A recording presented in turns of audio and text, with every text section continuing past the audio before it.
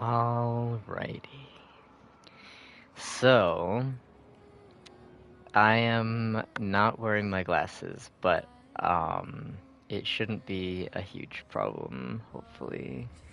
Uh, I left them in the car, I think. I'm pretty sure, because I forgot. I usually have them, like, in my pocket or something, but um, I was bringing the food in and I forgot them. But that's okay, they'll be fine. I'll just get them tomorrow.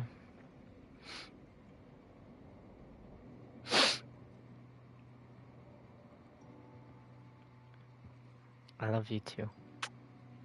Whenever you fall asleep, good night. So the other thing is about the video.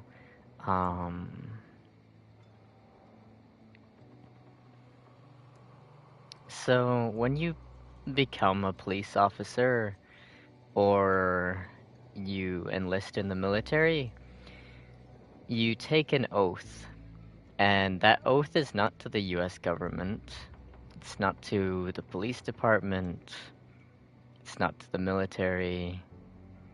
The oath is to defend the Constitution. Quite literally in the words. Like it's not just a thing that people don't notice. The literal words. It says explicitly you are going to defend the Constitution of the United States. So when the guy in the video, the cop, says, "What are you, a constitutionalist crazy guy or something?" He says like a constitutionalist whack job or something like that. Quite literally, it's evidence that he is thoroughly corrupt, like beyond the point of salvation. You cannot save this person. When you have that much cognitive dissonance where you literally have taken an oath to defend something, but you view people who support that thing as crazy, there is no going backwards. There is no unbrainwashing. There is no deprogramming. Certain people cross a point where the only thing left to do with them is to remove them. Yeah, so the comments like, there were some good comments, which is nice because, obviously it's good to see other people understanding as well. But, let me see what you said. Cop looked tired of reality. Whatever was on sounded sarcastic. What I also don't get is why do they pull their guns over anything? Maybe he became a cop for other purposes. Money is one of them, so he can live. Yes, most likely. But people like that are unfit for the job. So, like, you have to understand that when you when you are doing a job like that, you are taking on a duty greater than just whatever suits the payroll. You know, you're putting your life on the line, and people expect you to do that. And it's not the only thing, not just putting your life on the line. Like, there are other things, like doing the right thing. Like, you have to be a good person. Not anyone can just. And it's not in the job description, but like conceptually speaking, to take up a position, just like if you were to take up public office, you should be a good person, you know? You don't have a right to just take up a public office, like be elected to a position like governor, mayor, whatever, um, just because you're a person, you know? You should be a person of good character. Uh, that kind of goes along with it. There are things that are expected of you that are greater than just keeping things running. You know, it's not just about doing the bare minimum. It's not just about maintaining stuff. You are expected to make good decisions because your position involves other people. Police officer, politician, president, doesn't matter. So that kind of goes along with it. Then knowing that there is no, you can deduce that thus there is no valid excuse for his behavior. And on top of the oath part,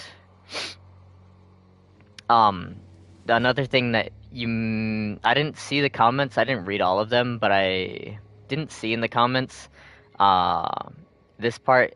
If you were to do that, and you were not a police officer, you would probably go to jail or at least be like slapped with a, I don't know if it's a misdemeanor or if it's an actual, if it's a heavier crime. A misdemeanor usually is only punishable by like fines, but I know that there are potentially heavier penalties. What he was doing is called brandishing a weapon in public. It's a crime. Um, a crime is a generic term. There are misdemeanors. There are felonies. Those are two different. Felonies always entail prison time. Misdemeanors are usually just fines. Sometimes you can have jail time. But both of them are types of crimes. And the term brandishing means to wave around, but it doesn't actually have to be explicitly waving around. If you are just holding a weapon in your hand with the intent to intimidate someone else, that is considered brandishing a weapon, and that is a crime. Why is it a crime? Because if you don't treat it as a crime of some sort, then anyone can just do it, and then all of a sudden, if anyone can just do it, no one can know for sure that like someone is not gonna actually start pointing it at people and like potentially pulling the trigger on, you know, like if you let people point weapons at each other and you don't take it seriously, you don't punish it at all, then you'll just accept it as normal, and someday someone will point a gun at you and pull the trigger and kill you, and you will have thought that, oh, he was just doing nothing, you know, it was no big deal. So you have to take things like that very seriously. And so it's reasonable that it's a crime, is what I'm saying. But he's probably not getting any sort of reprimanding, any sort of punishment whatsoever. I wouldn't be surprised if he carried on with his day completely like normal and didn't even get any sort of warning from his police department, like anyone higher than him, like chief of police or the HR. There's a lot of problems with the concept of police in the US in general and other places, but there's stuff like qualified immunity where cops are like allowed to break the law and they don't get punishments. They just, if they get anything, it's like you get put on like paid leave, which they just literally, it's like vacation. They're removed from their like doing their patrols like normal, but they get paid for it. So it's like, it's almost like a good thing. Like it's like the term slap on the wrist is not even suitable to that. And then obviously they can be fired. You know, they can be removed from their employment entirely and fired as a police officer. But that rarely happens, number one, and number two, that's still not the same thing as being held accountable for crimes committed as a police officer. If anything, it should be the other way around. There should be no qualified immunity. It should be the other way around because these people are supposed to be good people. Like I said, they're supposed to be held to a higher standard than the average person. They're supposed to do things beyond what their obligations are. And so if a cop is committing a crime, it should be a double down. It should be not qualified immunity where you get, like, cut a break, but the other way around. You should have a harder punishment for abusing your position of power and, like, essentially betraying, like, your community, you know? You are entrusted with this make-believe authority, and you have betrayed everyone by using that authority to break the law, you know. But anyway, yeah, if you were to do that and you were not a police officer, you would be charged with brandishing a weapon, and I don't know if that entails prison time or if it's just like a fine of like a few $1,000s. I do know that they often will revoke your license to carry if your state has one. Not every state does. A lot of states do require a license to conceal a weapon on you. You can carry it open, like this guy, the character in the menus here. He's got it open on his, essentially on his hip. It's not quite, it's a little bit lower. It's a drop leg holster, so it's on his thigh, but it's not concealed by a jacket or anything. Like here, it's partially concealed. It's in his pocket. You can only see the grip right out the side there. And that would be essentially concealing it. That would require a license in a lot of states. License is not justified conceptually, but that's the way it is because of corruption that started in like the 1930s and accelerated into the 50s, 60s, 70s, and 80s.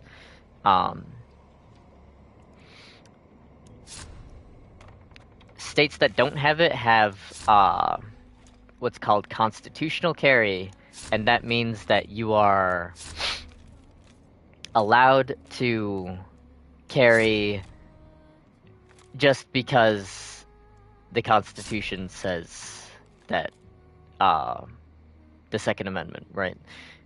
The right to keep and bear arms shall not be infringed.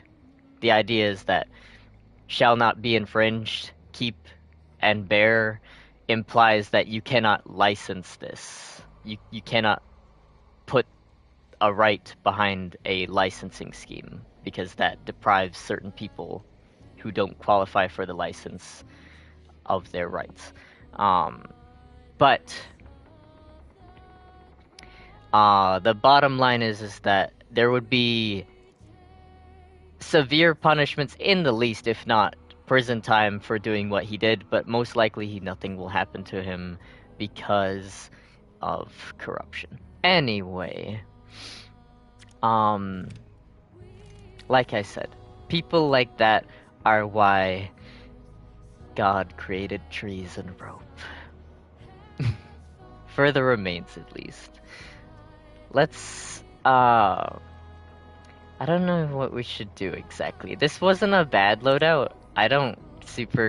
I'm just using this character because he came with decent perks. This one is really expensive. It cost 9 points. That was like the main reason why I kept him. Um,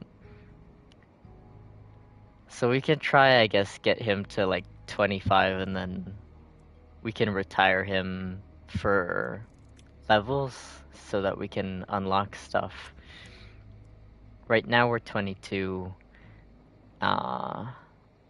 This is like the little unlocking roadmap where your rank goes up, like your overall rank, not your hunter's level,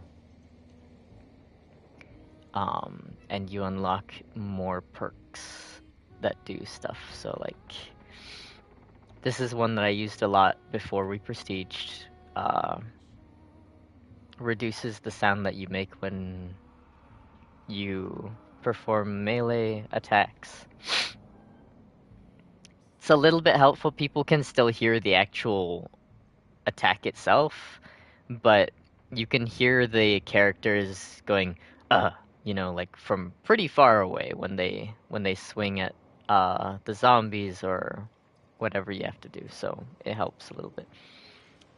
Looks like a rich British dad. It does, and the first spelling was the correct one, R-I-C-H.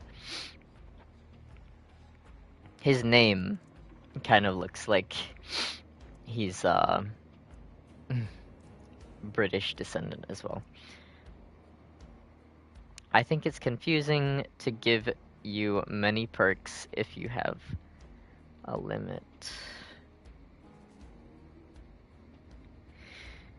I wouldn't say it's confusing.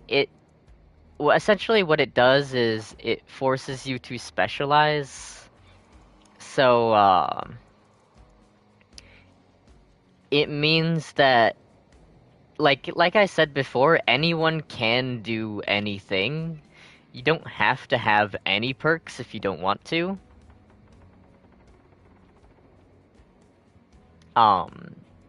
They will help you, but you don't have to have any of these perks. Very few of them let you do anything that you would not otherwise normally be able to do.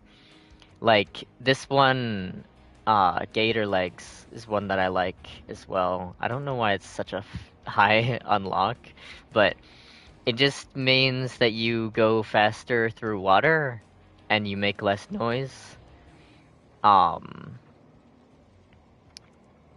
So obviously you can still go through water without it.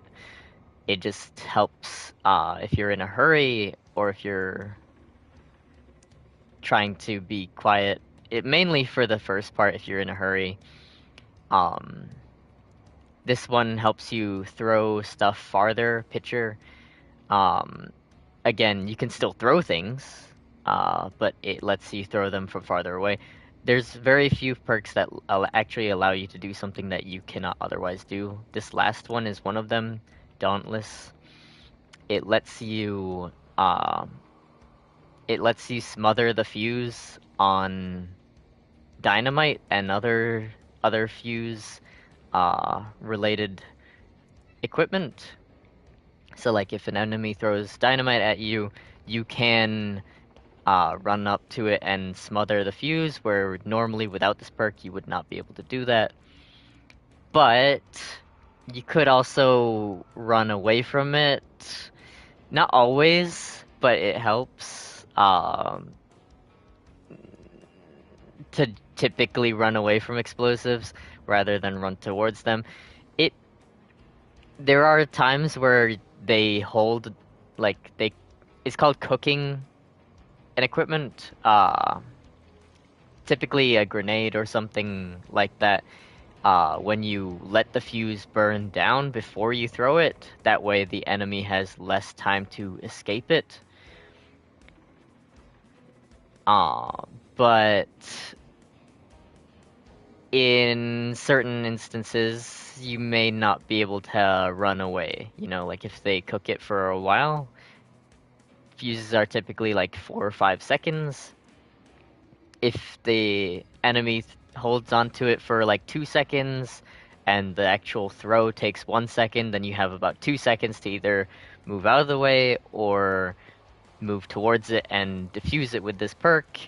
And if it is an accurate throw, like at your feet essentially, you are probably not going to get far enough away from it in 2 seconds for it to not kill you. So at that point, this perk would be priceless for your survival, but there's not many perks that are like that. Most of these are just letting you do stuff better than you would normally do.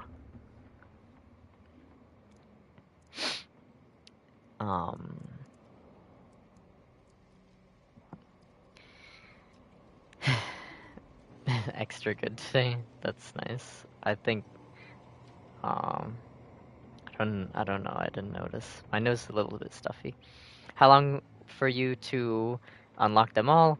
The last perk that we unlock here is this one with the diffusing, and that's at 64, so we're 42 levels away from it.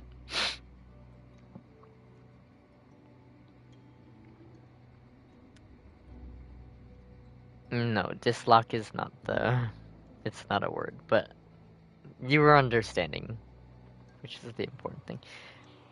To cook it, yes. So, ideally you want to cook it so that as, like, right before it lands on the actual ground, it blows up. Like, you want it to burst right, like, in the air above the target, but doing that, you don't want it to burst, like, next to you. So it's better to err on the, the side of caution where it actually hits the ground and goes off than have it blow up in your hand or, like, in the air next to you. If this was real life, I would not be cooking any of the fuses for longer than, like, 2 seconds. 'Cause, it's just too sketchy. I'm not interested in blowing myself up. That would be tragic to, like, be amazing at combat, do everything right, but blow yourself up. Matt's done that a few times. Maybe I shouldn't say that. But he has. It's, I think I've done it once myself. But it's something you have to be careful of. Anyway, let's do a mission then. I guess we'll just use this one.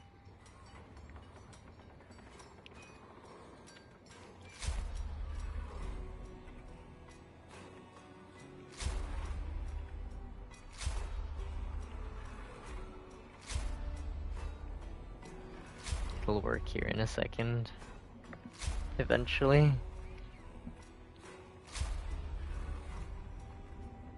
Eventually. Okay, there we go. So to the right here, it shows all the different environmental settings. The one to the right is sunset. The next one over is midday. This one is,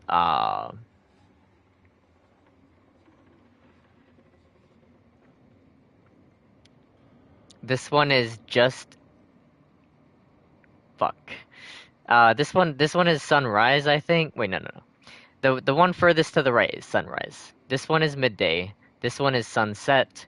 This one is thunderstorm. This one is fog. This one is just before... No. This one is just after sunset. So this one is like dusk. So just after the sun's gone down, as opposed to, you know, sunset, like exact sunset and the sunrise over here. This green one is Serpent Moon, which is like a super huge witch moon. This one is regular nighttime, and then this one is Ashen Bloom, which is the new environment. It's the one where they are there's like a bunch of like ethereal ash and flames everywhere and stuff, and it makes a lot of noise and it scares the dogs and shit. There's also one more. It's it's one where the entire map's on fire essentially. It's like everywhere is like it's like a wildfire everywhere essentially. I said everywhere too many times, but that one is not in the rotation right now. I don't know why. It was introduced last season, but that was before the aiming update, so I didn't want to I didn't want to play it because of like the shit that you would have to deal with.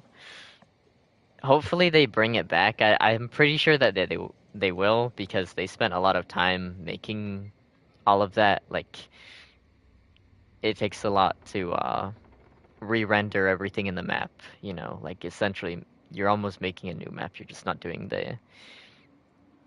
the designing part that much. Um, so I think it will return hopefully. I just don't know when.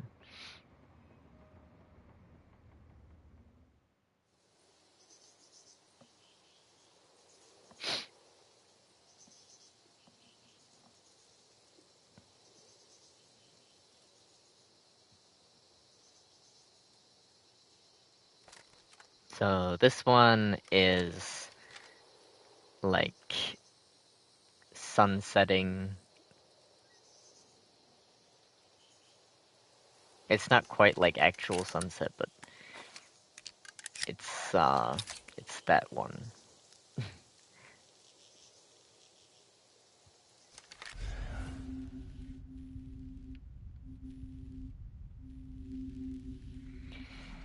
So there's two targets, two monsters. It is the Scrapbeak and the Butcher.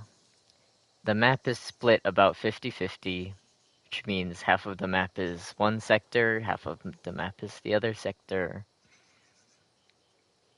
Uh, so like one monster's territory and the other monster's territory, but you never play when it's at night. So I do like to play at night. I can't select it. It's a random selection based on the server. I don't know if I would say that. It looks like, considering it's like, uh,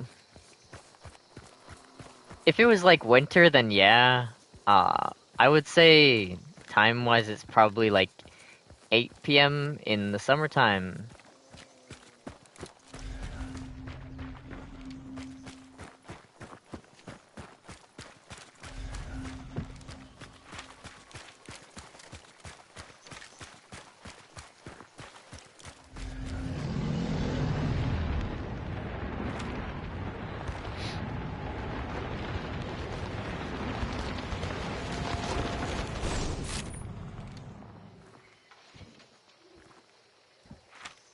Alright, so right now we're in a dark gray area. Dark gray means that the boss is not here, and I don't know if it shows exactly the same for everyone, but I'm pretty sure it's at least somewhat close, so no one should be coming over here if they have the first clue in this sector. But if they spawned to the west, or sorry, the east of us, they could cross if they wanted to. Most people don't, but I like to do it just because it's unexpected and it gives me a better idea of like what's going on.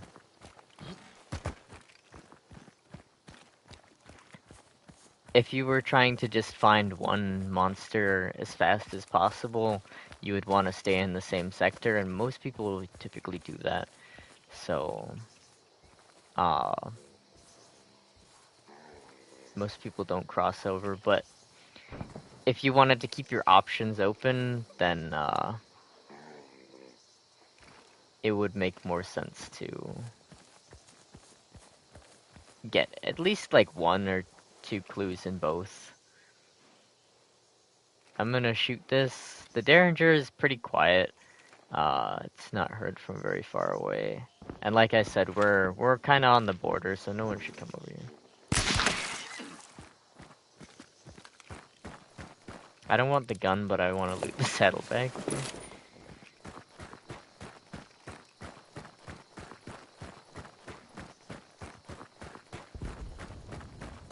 There was shooting in this direction, but it's pretty far away. I believe it's at the plantation.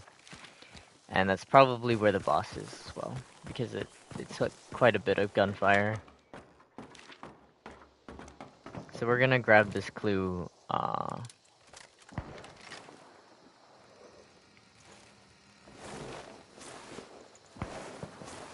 I'm picking up the dum-dum ammunition, the early hollow point variation right now.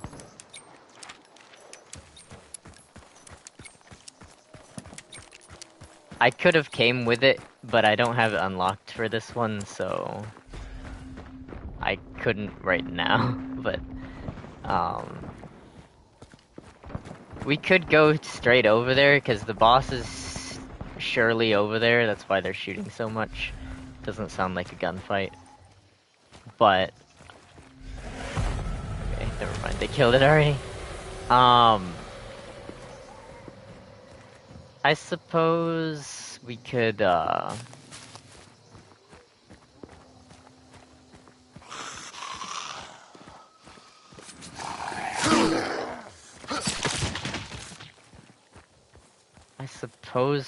go over there. We are really close.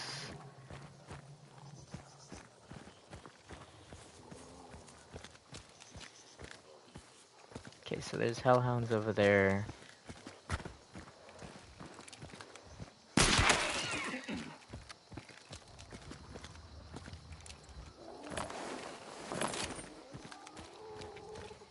We got a frag grenade out of that one and an antidote shot, which helps with poison, out of the other one.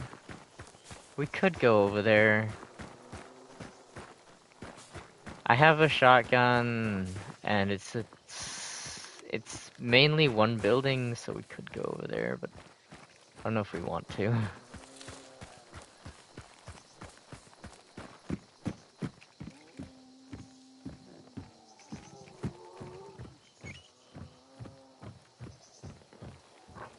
I know that one of them has levering, which is when you fire the lever action really fast, and one of them has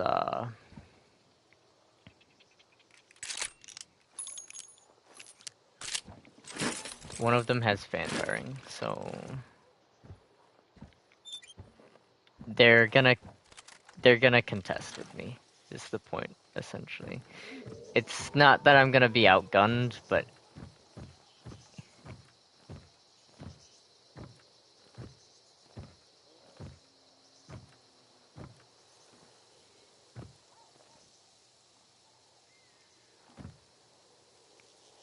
I don't see anyone else coming over here though, so it's kind of sketchy.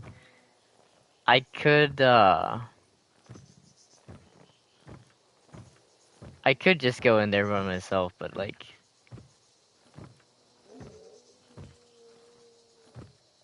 kind of ballsy.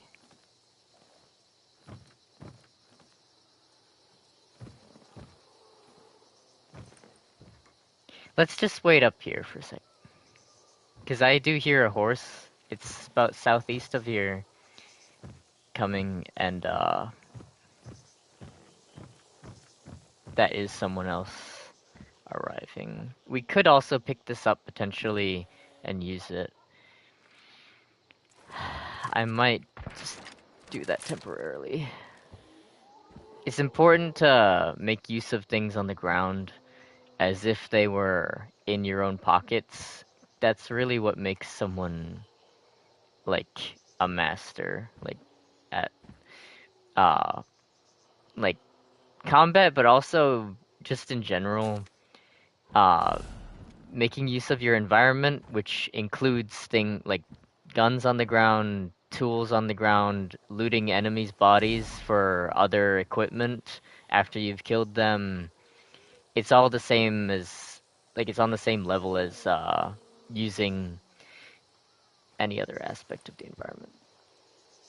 This guy's approaching me from southeast. It's not the guy with the bounty, it's a different guy.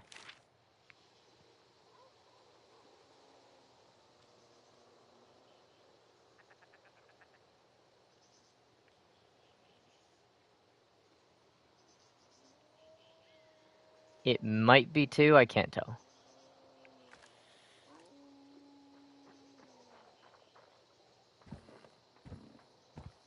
He's climbing the ladder right there. You can see him out that window, but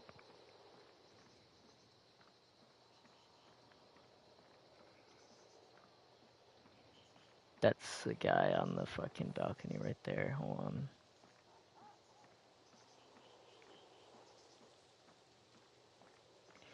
I want to shoot that guy really badly, but this guy's gonna turn around.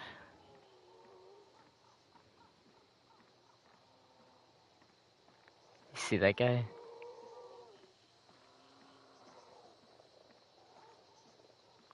I want to shoot him so badly. I might and take the shotgun again. Yeah. Fuck me. I missed. I shot right over his head.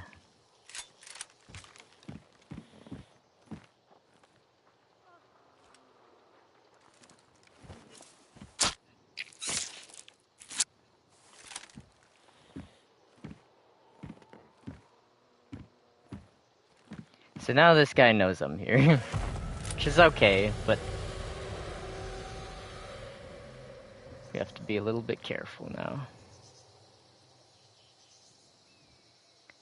He may not know that I know about him, which we could use to our own benefit.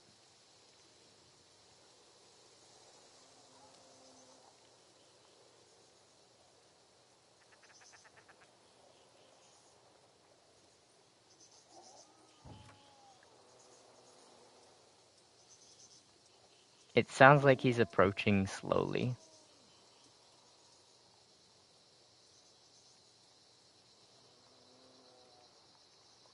Yeah, he's crouching over here.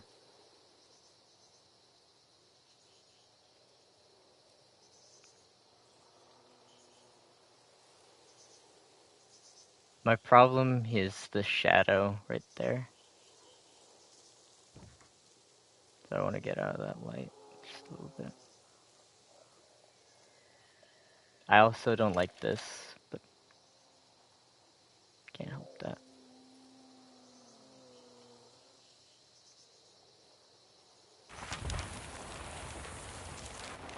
They're still over there at the bounty.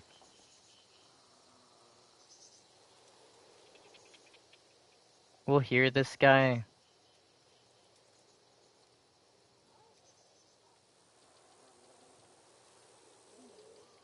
If he comes up the stairs here. I'm sure he's freaked out that I'm like right next to him.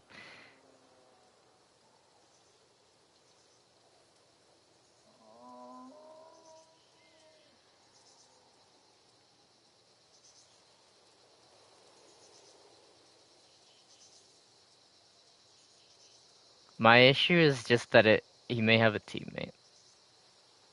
It's the only thing I really care about.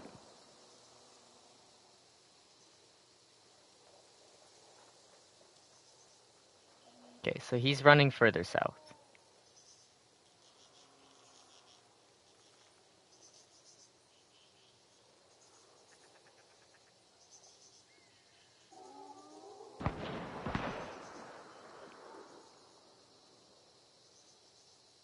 Just because he runs doesn't mean he's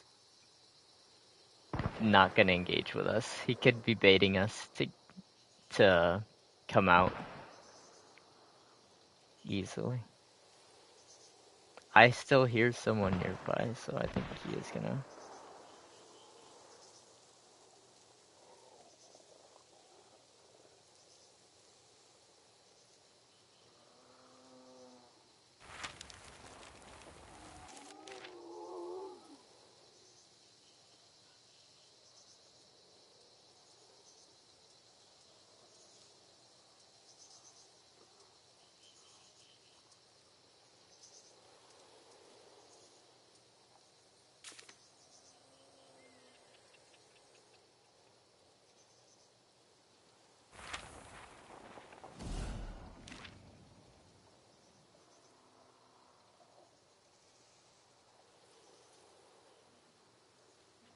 Hold on, my phone went to sleep because I don't have it plugged in. I actually can't believe that you can see them. I can't. And you were never interested in speedrunning the thing, going blindly and count on luck, just for fun of it, like even for one time. So I sometimes do, but I don't do it under unfavorable conditions. I don't like to just kill myself, essentially. Um, I would do it if I had a teammate because that kind of gives you like a little margin of error where like if you die, your teammate can still like save the day, or if your teammate dies first, you can still do something. There, it is possible for you to both die at the same time, but like it's relatively unlikely. First, like most people are not that coordinated, and second, you kind of have to give them the chance to do something like that.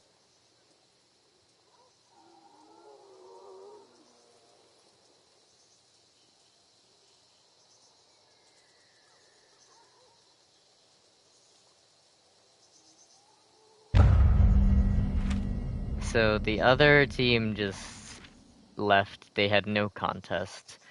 They the monster was right next to the extraction, and that was that. But um this everyone's in on this. The guy on the balcony was not. I don't think he was on the same team as the ones inside or the ones next to me either, for that matter. He could be, but like I highly doubt it.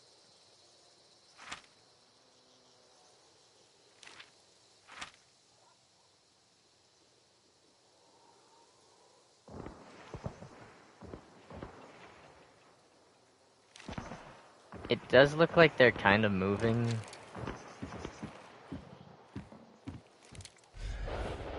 Yeah, they are moving.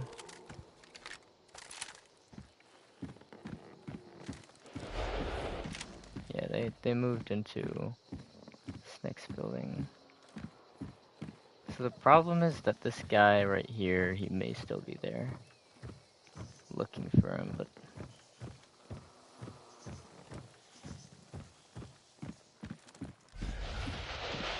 they're going super wide.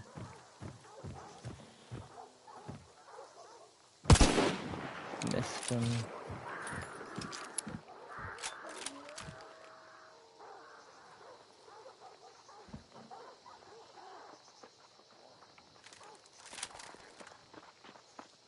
Don't you dare throw a grenade up here.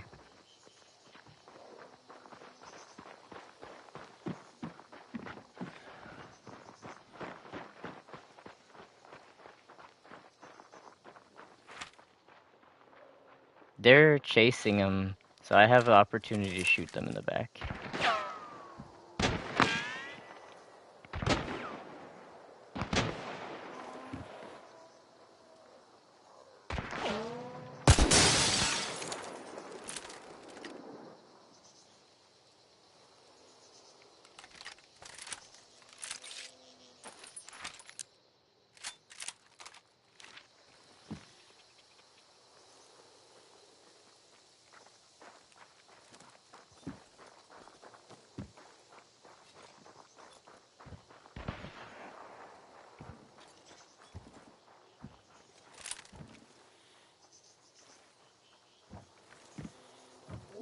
So he's going that way. I'm not gonna kill him yet.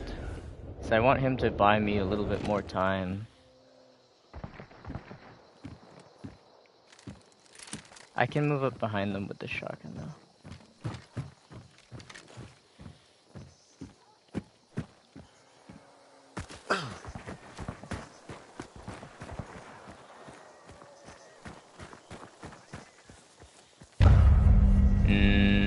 They let him get away.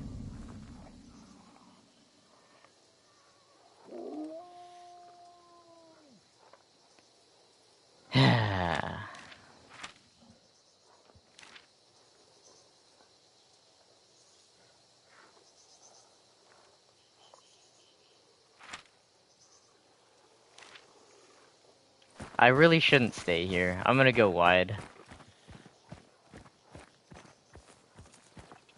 I'm gonna go to the other extraction because if they have deduced that I was a different person, then they're just gonna wait for me. I'm not a fan of that. I spared them thinking that they would buy me time, and they didn't do shit. Like, they just let him get away.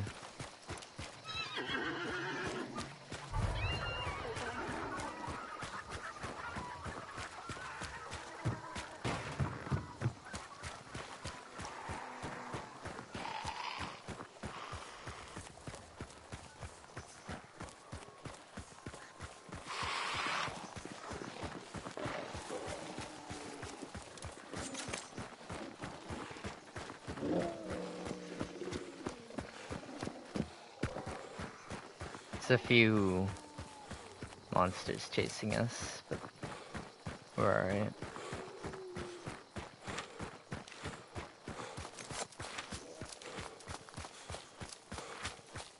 I have time to grab this really quick. Might as well. There's a lot of hellhounds this game. Get shit from that.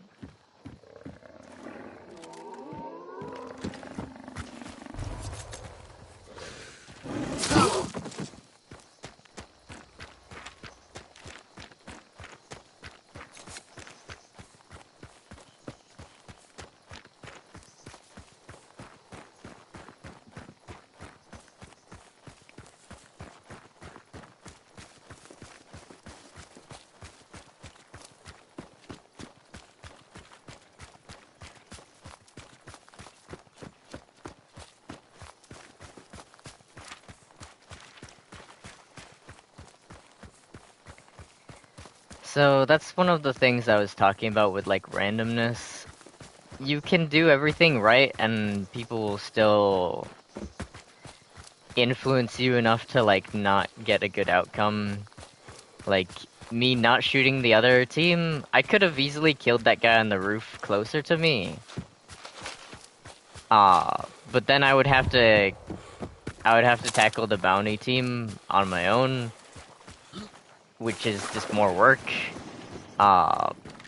So like, yeah, I could have done that, but then I have to worry about running out of ammo, then I have to worry about like other shit. It is wiser to let them kill each other and then kill the survivors. But in this case, they didn't kill each other, they just like pathetically tried and failed to, and then I was left with nothing. So I technically did everything right, but besides missing that guy on the balcony. I was shooting that guy on the balcony was gonna be worth it because I could have killed him and then quickly transitioned to the guy next to me, and that would have thinned out people enough to where either they back off or they continue fighting but they have lower health next time, and both of those are kind of favorable scenarios to what just happened, which is what I was afraid of, is that essentially nothing would come. They would just fail to kill each other and then one team would escape. But that's just a potential thing that can happen. There's no avoiding it, really.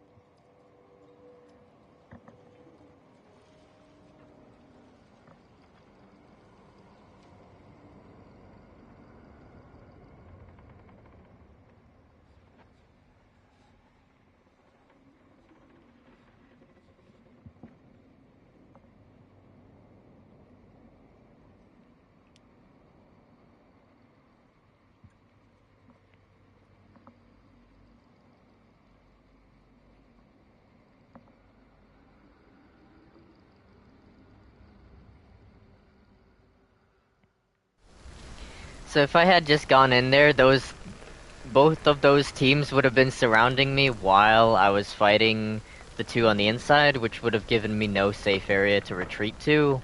And, like, not retreat overall, but, like, temporarily to reload, temporarily to heal, stuff like that. You want to consider that when you go, move in. So, as to your question earlier, whether I would just go in blindly and count on luck, that is really, that situation particularly was really not favorable to do that. If I had a teammate, it would have been at least slightly better, because we could have maybe, like, killed the two inside quickly, and then we would have had the building to protect us from the people on the outside temporarily. Building has different rooms. Even if they go into the building, they are not explicitly going to be in the room that we're in immediately. But if you go in blindly, you're most likely just going to kill yourself.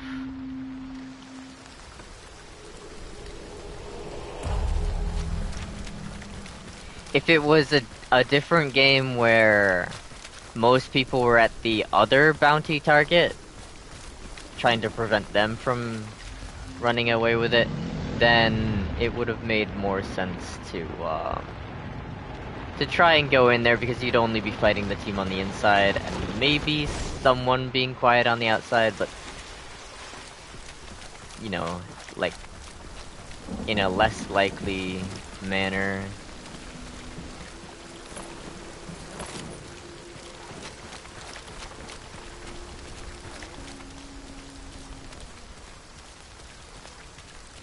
As it was there, though, that was gonna be... Oh, shit.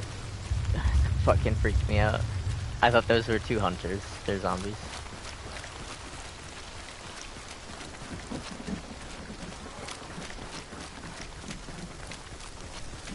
As it was, that was a really unfavorable situation to go in there. Like, I had two options, essentially.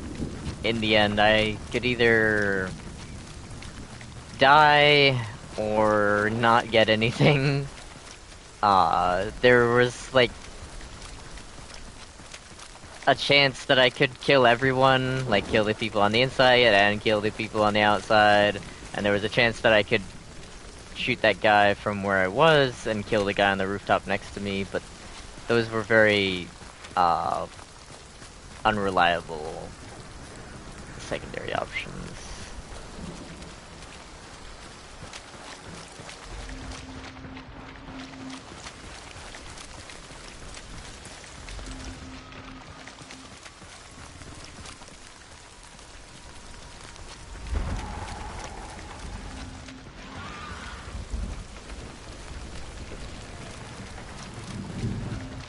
I am going quite a bit faster this time because we have the cover of the storm. It's difficult to hear things, but now the downpour is subsided a little bit, so we're kind of like more exposed here. During the downpour, it's a lot harder to detect people. You can even be running alongside someone like 20 meters away and not realize it because of how loud the rain is.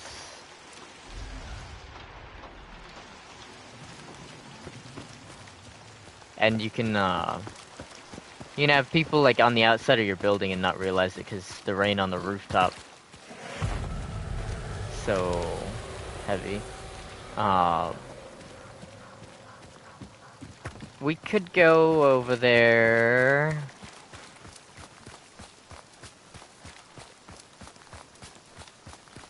But I don't expect it to net a whole lot. Let me double check.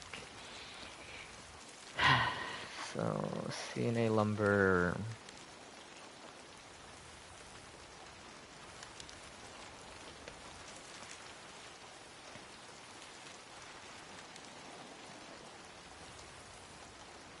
I could certainly try to go over there. I don't expect it to turn out very well.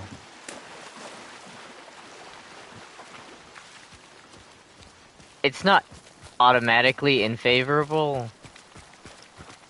It just kind of depends on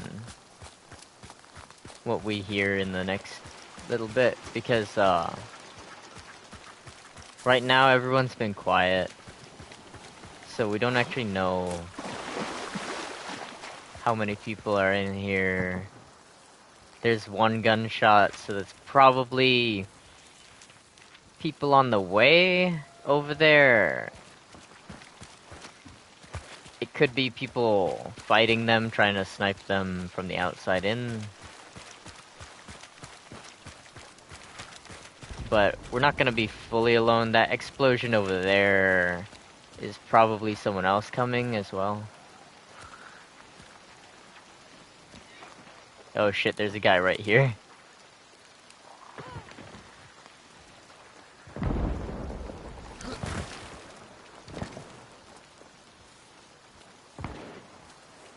That's the guy we're looking at. He's going to the right. I'm gonna tail him. Looks like a solo to me. Only one person looted this, so I am fairly sure that this is a solo.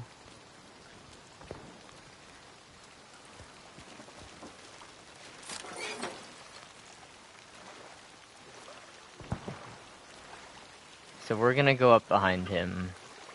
He's gonna kind of pave the way for us, clear a path. Hopefully he doesn't, like, do anything stupid, like have a stalemate with someone, and then I end up having to kill, like, both of them or leave or something. But that is also a potential.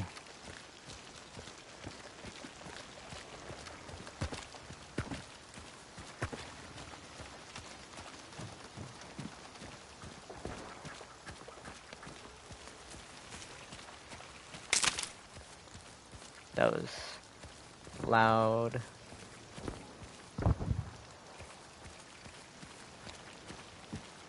The stick.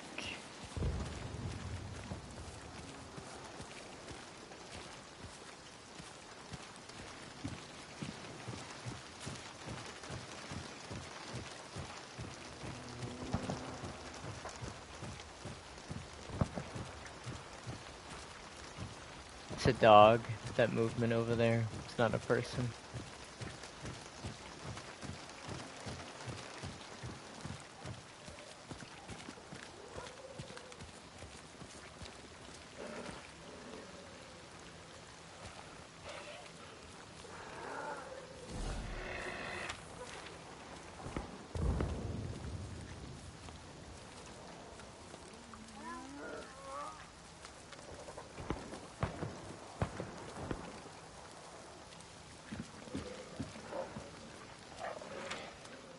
Alright, so we want to approach from the west side, preferably.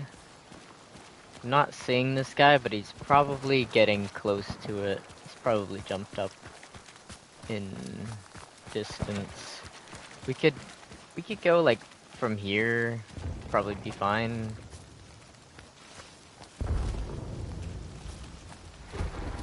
There is also another.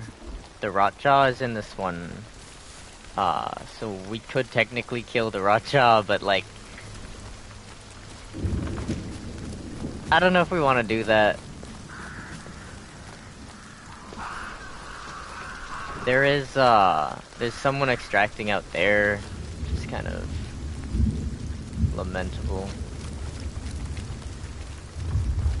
But happens. People do that.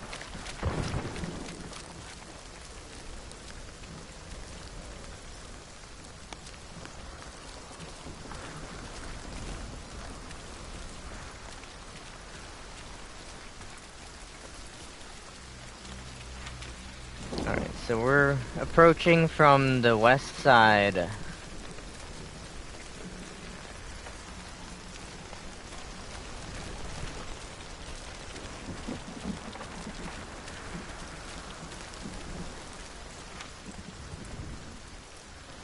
The bounty's kind of opposite us, on the side of the compound. I don't have a good view of anything that's going on, but I know that there's a guy underneath that awning. There's probably a guy over there.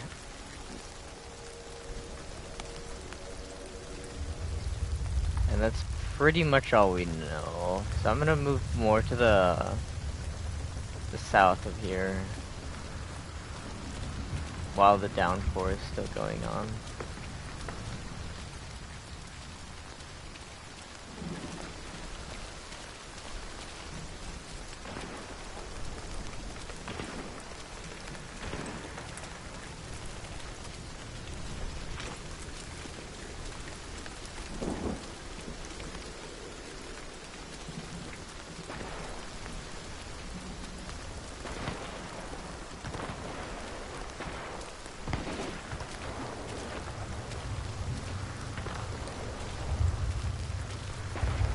We can get up closer, but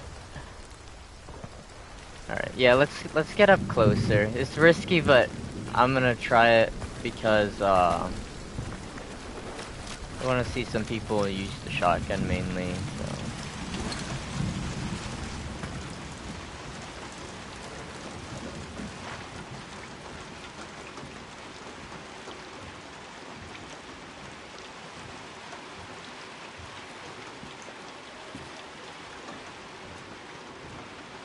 Cover of the storm should help us here. That door's barred. It's not gonna come from there.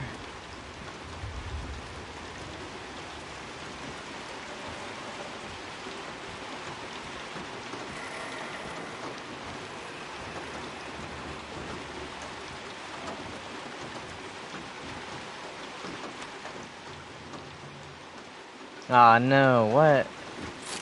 They already left. I guess they finished their fight or something. They're going to the extraction. We can still try kill the Rotjaw, the alligator, but I guess they just let him go again.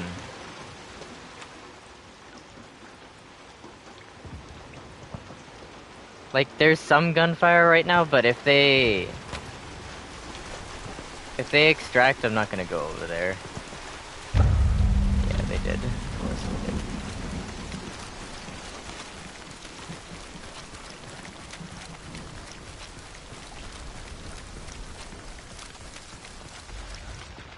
So if you notice, the timer's still going right now because all the bounty is not left yet. It's just the bounty for that monster. We still have the alligator that we can mess with.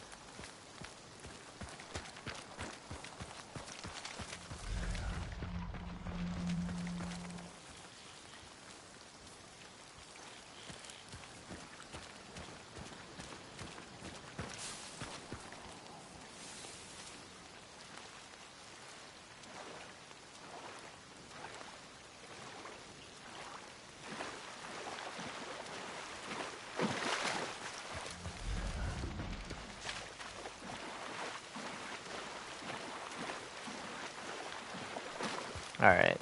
Just because they left doesn't mean everyone's gone. So it looks like we're going that way-ish.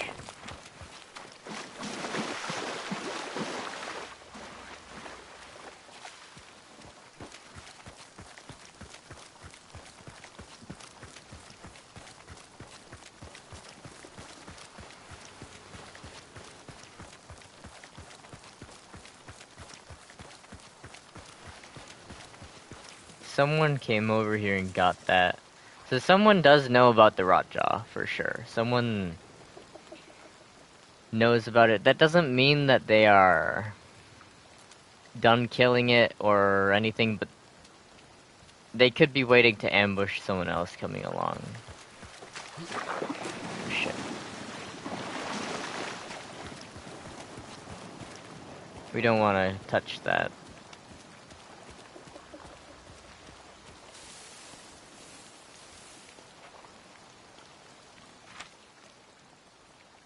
I think it's between Fort Carmick and Ironworks, but I'm not entirely sure.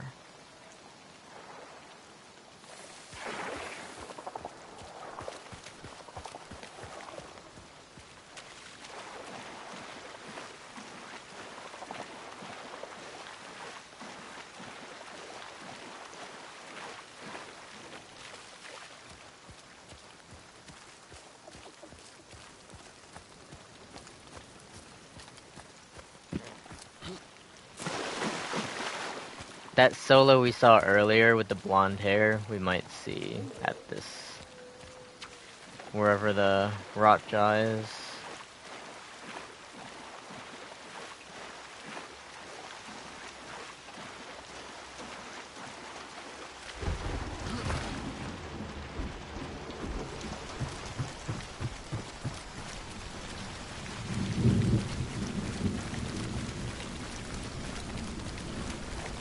Because we know she went over here, but we didn't see her after that. So she could have not gone to the main target and gone to the Rotjaw instead. You can only carry one bounty anyway, so it's like it would make sense, like logically speaking, for her to go over here. We're looking for a clue when we pop the dark site. It's gonna be blue.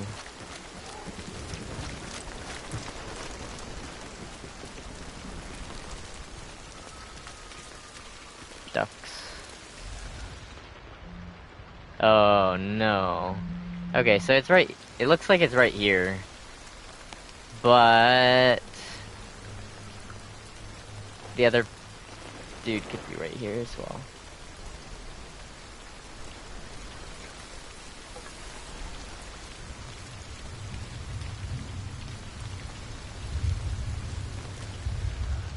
It flashes white, but like I don't trust it for this one because I don't think the range is that far.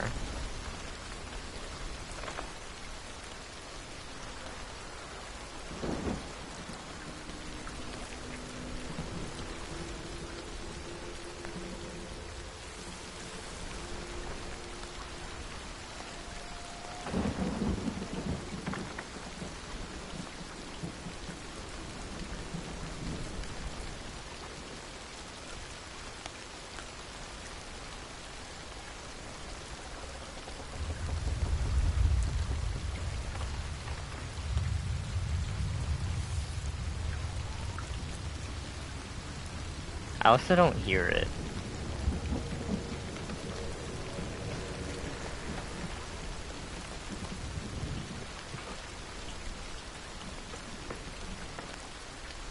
The rain is loud, but you should be able to hear the alligator. You can hear all of the monsters.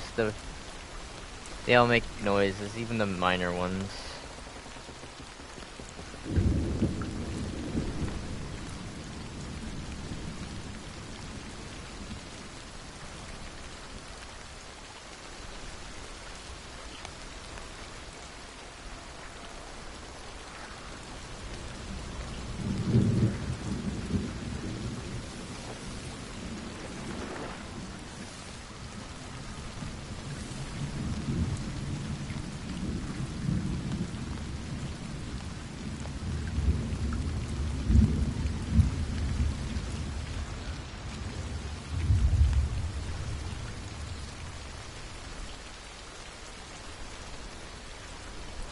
Is that it right there? No. No, it's not it.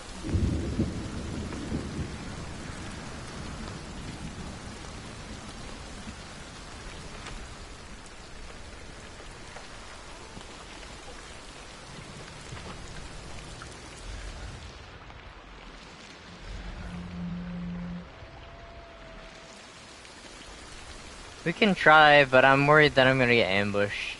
I don't mind if this character dies, but I think it's relatively likely.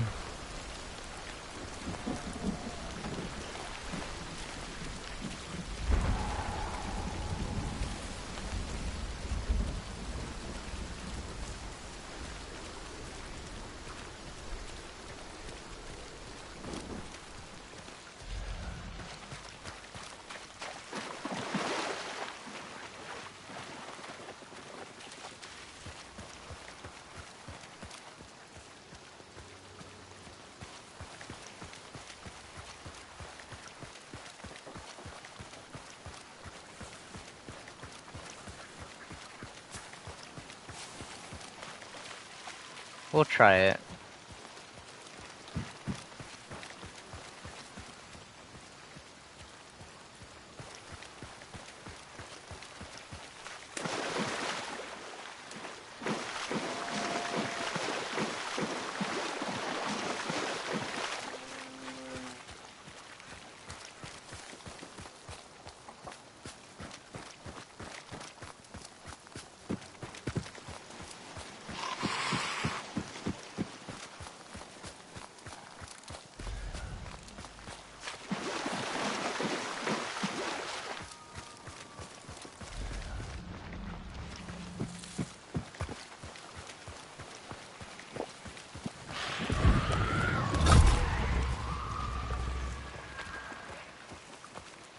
What was that noise?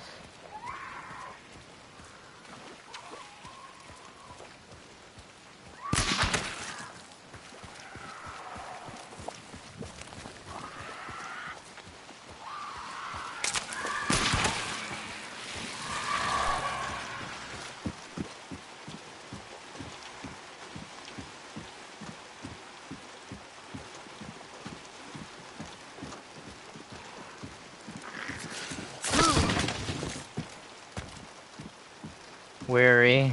Very...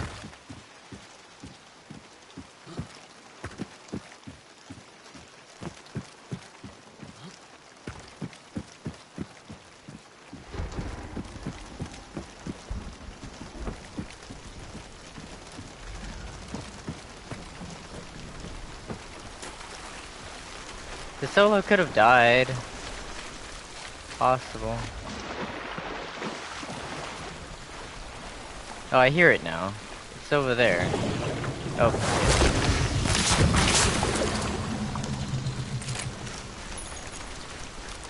He didn't damage me that much. It's still white though. I think we're okay for now.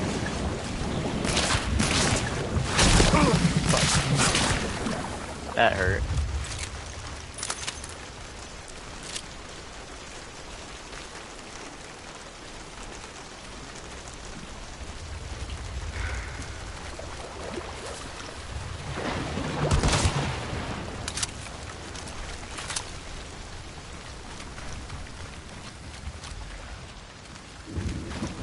You could easily leave and come back as well.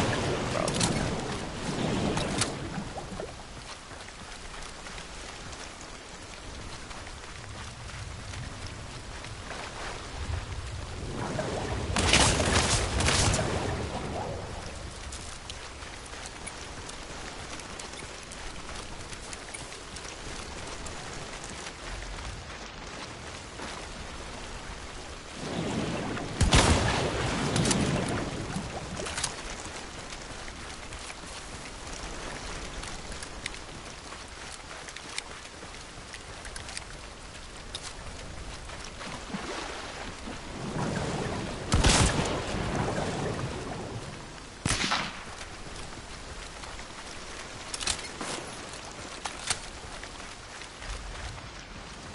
Still white.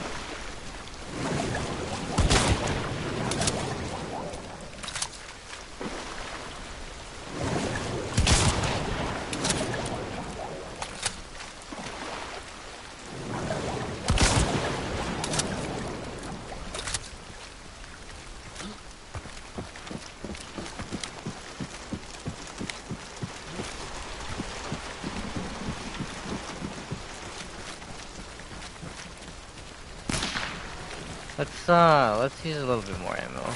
The revolver.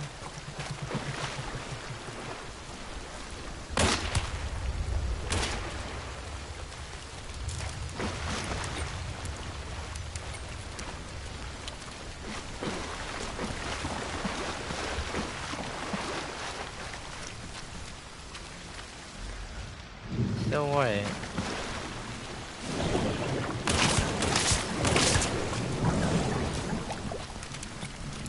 We should be okay, but not guaranteed.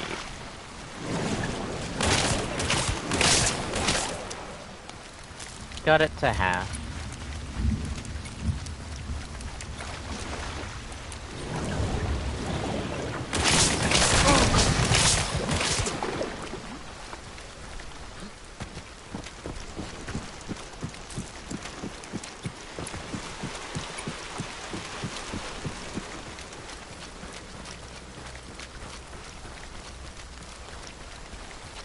Let's get some health and go back.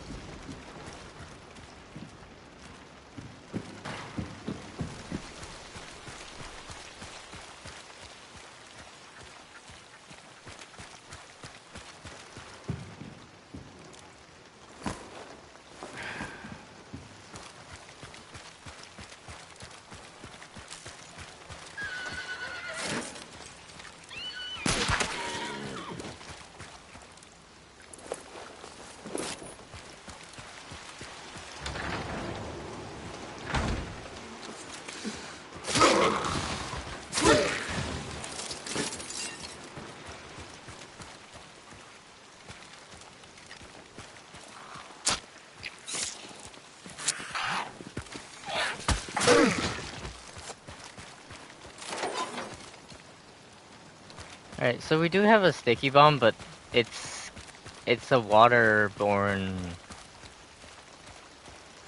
monster, so we can't really use it.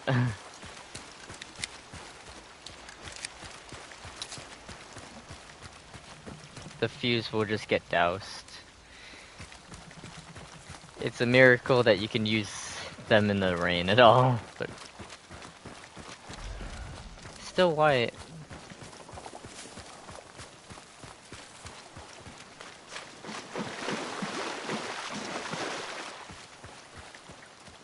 We could try use the dynamite to like cook it like right over top, but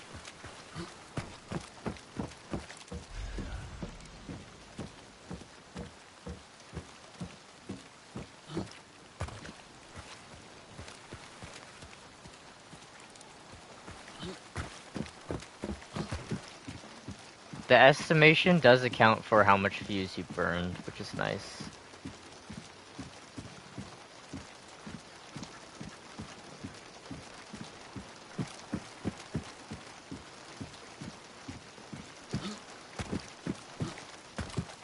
For some reason this counts as being in the boss lair, which means anyone who went on this bridge should have known that it was here, but I don't know, I guess they didn't realize, or maybe no one went on this bridge, it's possible.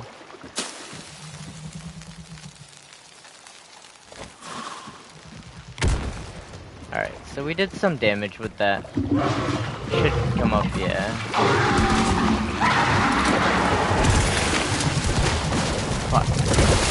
Shot on him.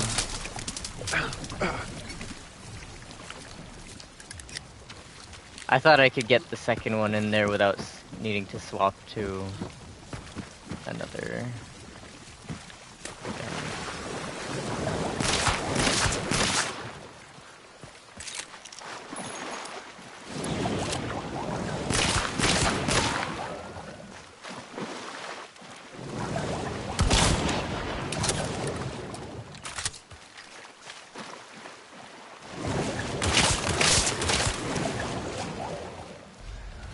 Alright, I guess we're the last ones in here, probably. Don't know that for sure, but...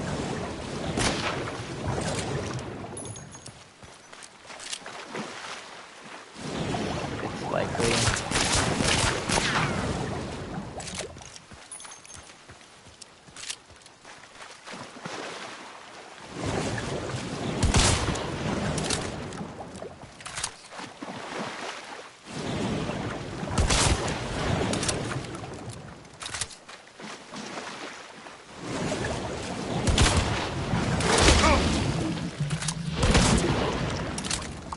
I don't know if I hit it on that one. You do have to be careful because it does more than half of your health, so if it hits you twice, you are probably going to die. And, the bigger attacks do even more.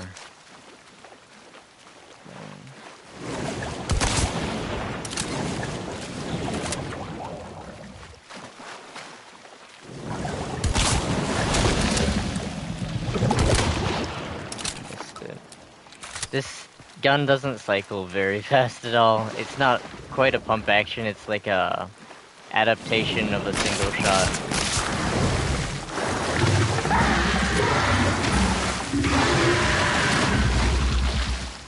If you saw what I did there, stuff like that makes absolutely no sense. But it allows you to do that because it allows you to make mistakes.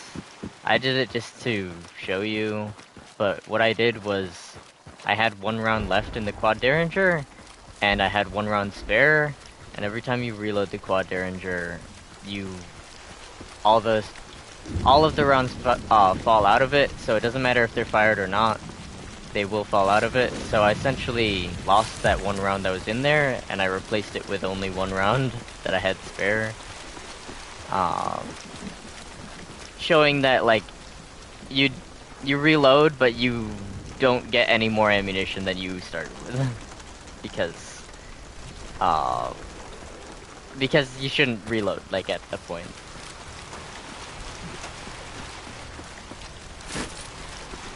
Now I have more ammo. It makes sense to reload. You do get some ammunition every time you pick it up with the quad derringer, which is really nice. Before, you wouldn't get it. There was no way to get more ammunition, which really sucked. It was essentially like a one-time use kind of deal, but now the quad derringer is like really applicable, and that's why I never leave without it. It's only 30 bucks, and it's like almost the equivalent of like a regular handgun. Not quite, it's not very powerful, and it's not gonna do you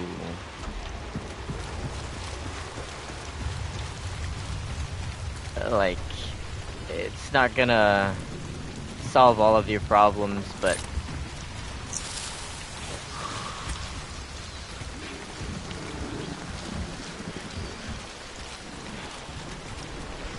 it's nice to have.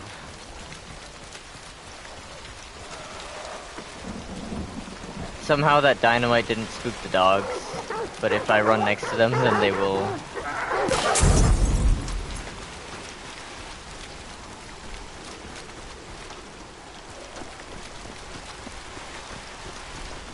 It always makes sense to reload before you pick up ammo, because it gives you so much.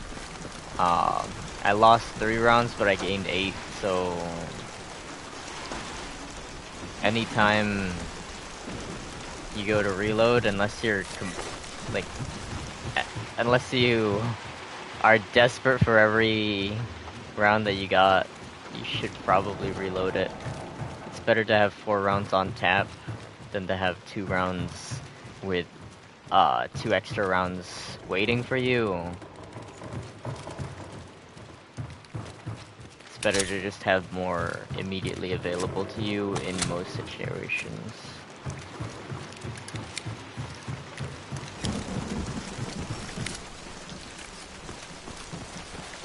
So I'm gonna go grab it, and then We are not gonna leave immediately because I'm pretty sure that we're the last ones in here. So I'm gonna go kill some more monsters and level stuff up. Because I'm pretty sure by now you're probably asleep.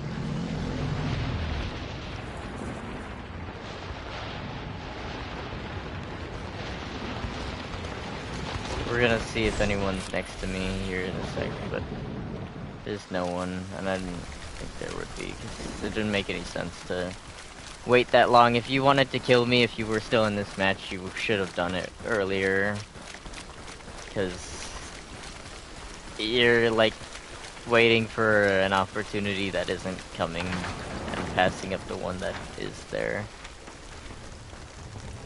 Did we go in this one already? I don't remember. I think we did, actually.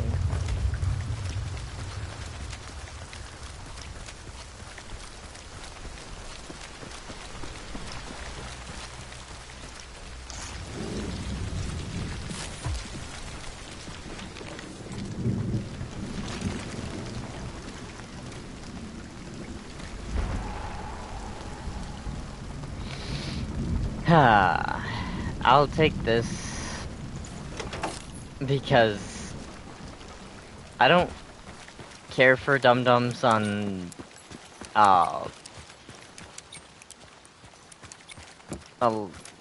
like I guess the majority of guns. Like, I'll take it on a couple of them, but it's kind of cheesy, and you lose all your penetration because the bullet fragments into quarters, so you can't penetrate any kind of wood or any other thing. So I really don't like it. I will take it on like a few of the stronger guns that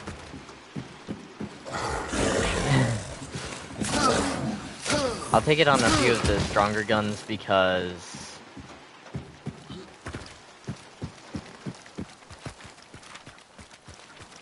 it will ascertain the kill if you don't hit the head, but you hit like the upper chest, then they only have a few seconds to live if they don't stop the bleeding immediately. But outside of those, I will usually not take it because you really are better off with penetration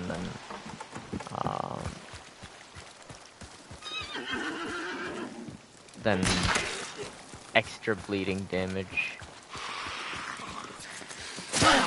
So if you look, probably asleep again, but like those two zombies had stuff in their hands. This one's got cleavers, which will cause you bleeding damage. This one was the doctor and dropped the first aid kit. The other one we killed had cleavers as well. Still no one out here.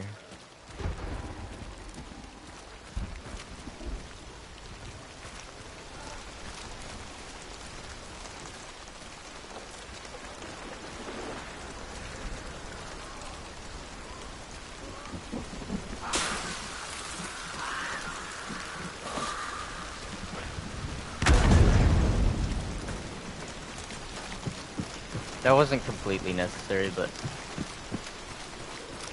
get some XP. We only have 7 minutes, so I don't know if we're gonna find other meatheads. We get the blueprint right here, which is nice.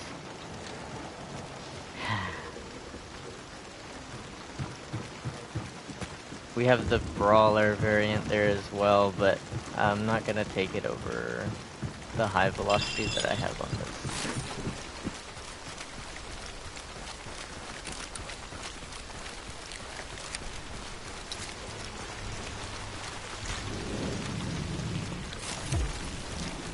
I think we just about have enough time for this area, and then Blanc Brinery, and maybe Golden Acres.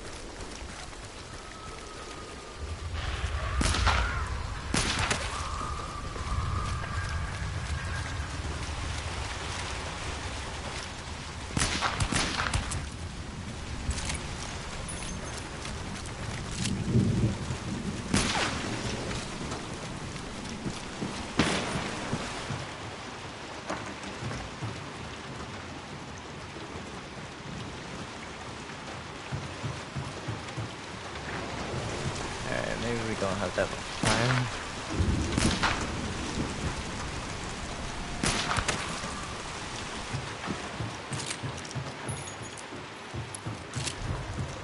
This helps.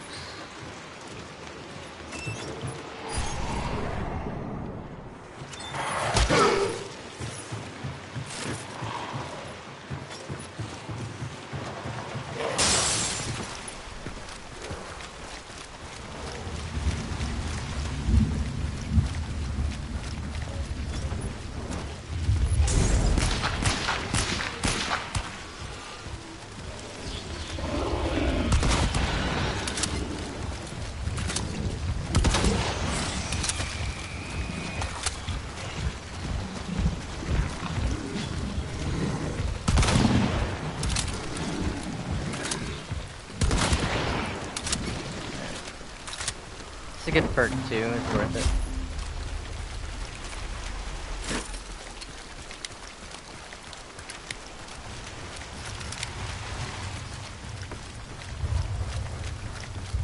We still have plenty of time to get back.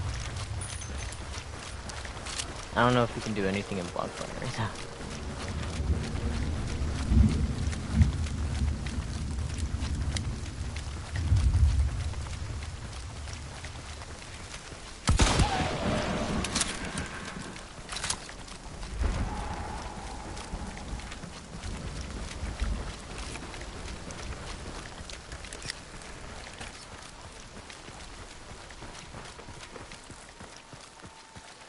There's a hive in here.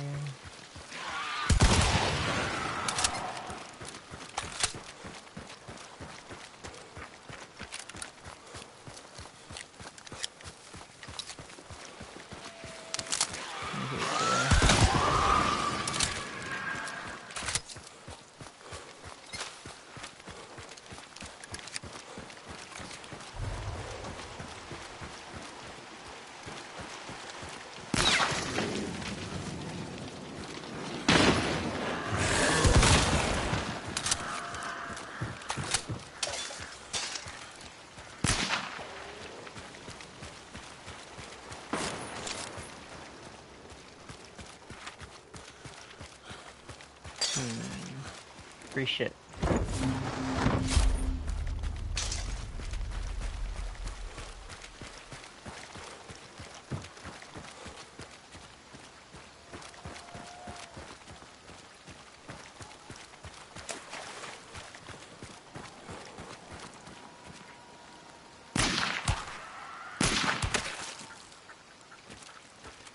Don't have any left in it.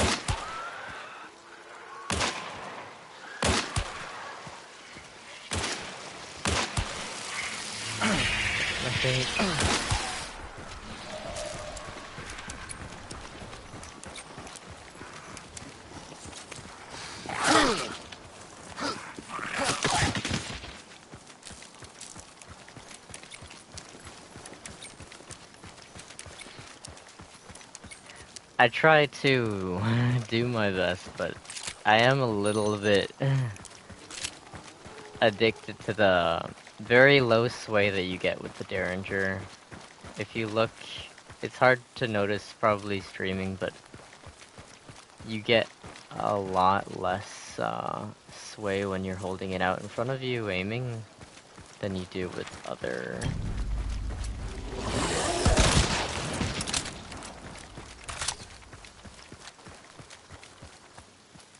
Where is this hive?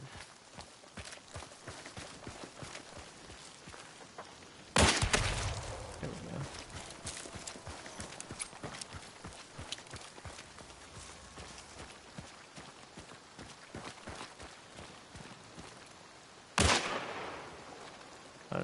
It's not a thingy. Alright, let's just go.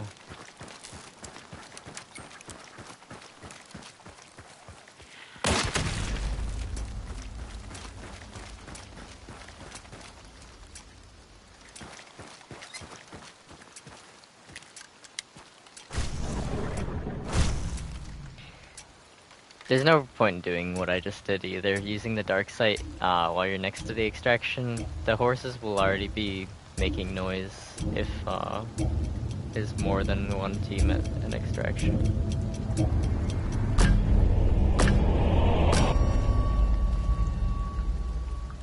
But having more dark sight boost at the end doesn't do anything for you, unfortunately. I wish it gave you a little bonus points for not using it, but it doesn't.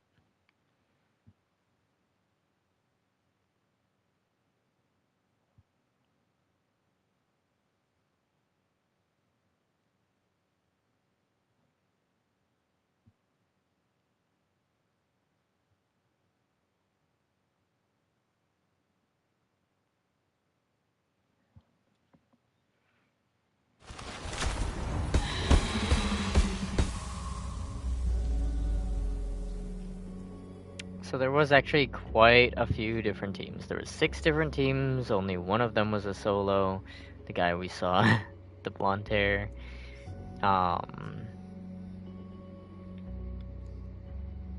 Everyone else was a duo, so there was a total of 11 enemies. And we got one of 3 bounties, so that was not bad. That was not bad. All things considered. And we got high enough level to retire this character.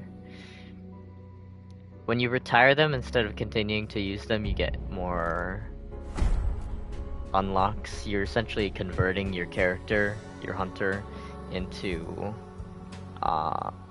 overall level.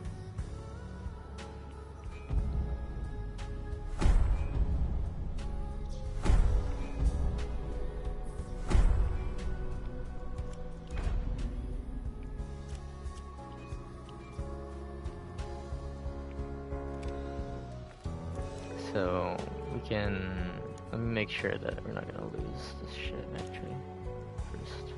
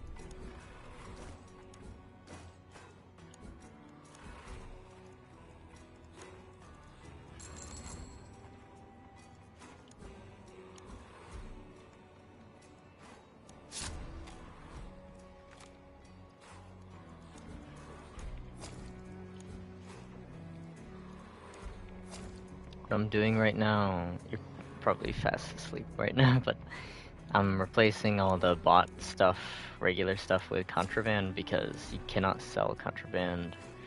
You can't do anything really with it. So the best thing that you can do with it, because you can't do anything else, is to just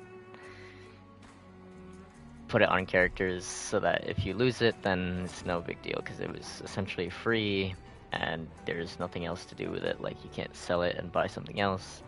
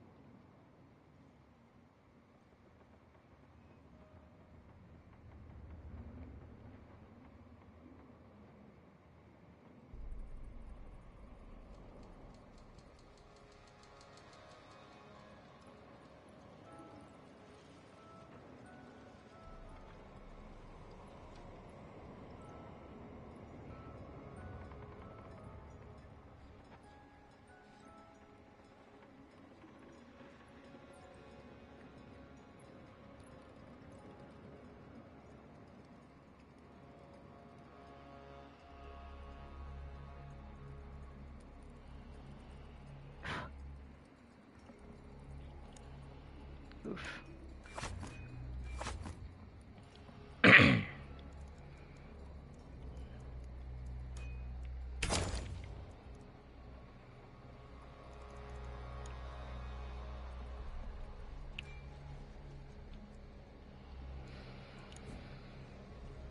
Hmm.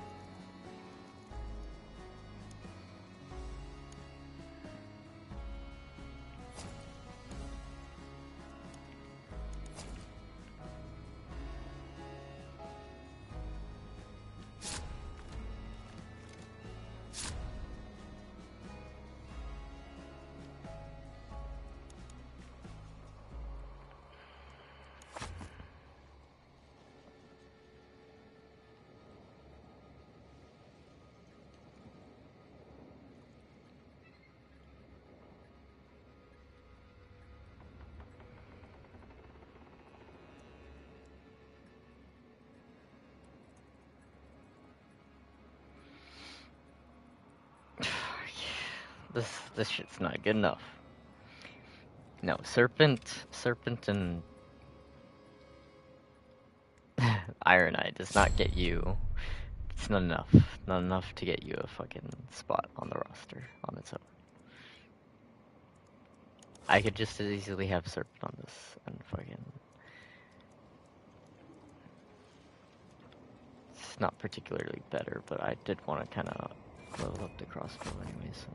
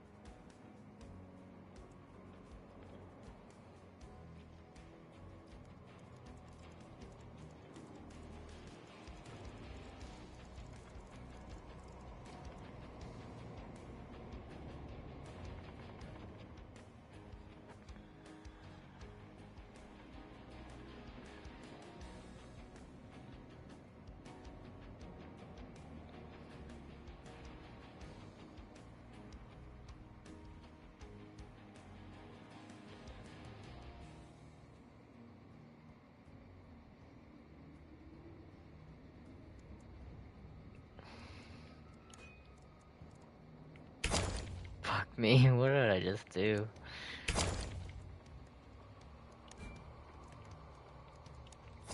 Crossbow.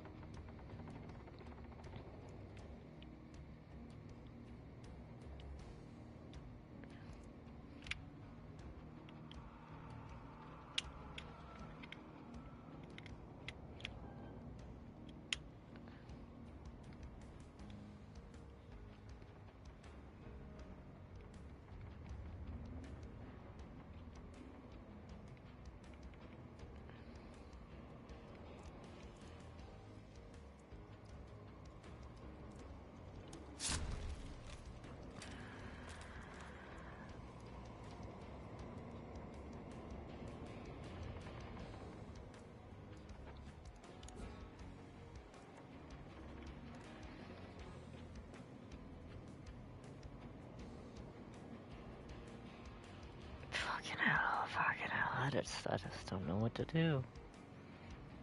I could use this guy.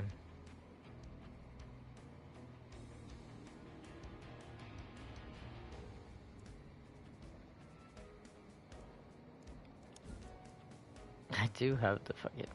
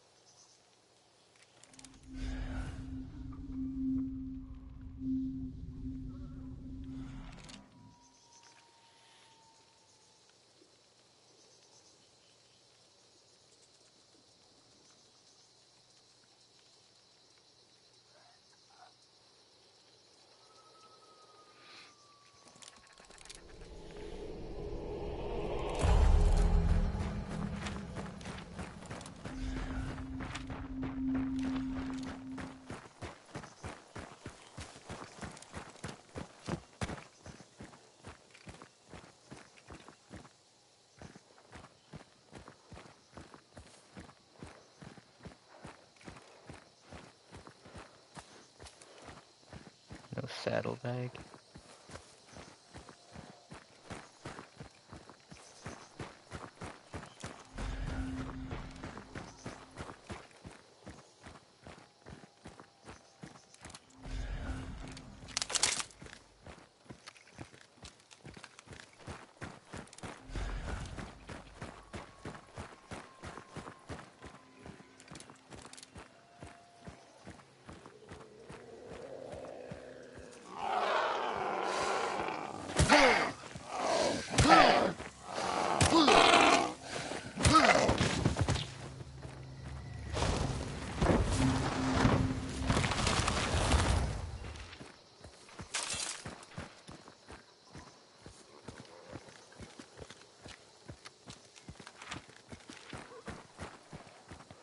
I must say, truly for the record, I do prefer this melee animation for the heavy attack with a weapon that does not have any uh, any melee purpose device affixed to it over the regular awkward stabby motion with the stock. I get why why that was chosen originally, but it makes a whole lot more sense to like club someone with the toe of the stock than than like jab them with the end of it. For a heavy attack specifically, for like a light attack, I wouldn't bat an eye. It's pretty reasonable, but if you are gonna like, you know, cock yourself up and like give it a good swing, like you might as well use the leverage of the actual length of the rifle instead of just poking it like a blunt spear. Hold on a sec. So they're right next to the extraction.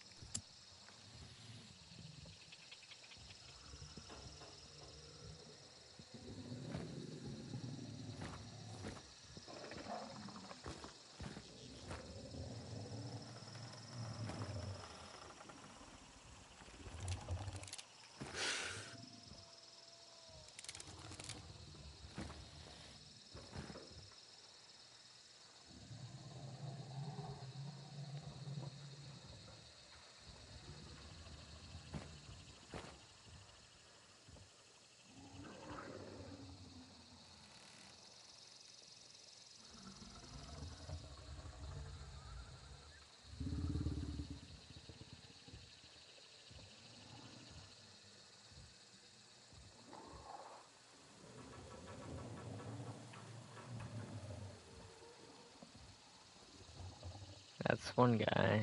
And that's his teammate. I knew we would see someone from over here. Has nothing to do with anything, but like, I knew that we would, and I don't know if we want to like get into a position over here. That's them. He's on the bridge. He's gonna jump, asking for.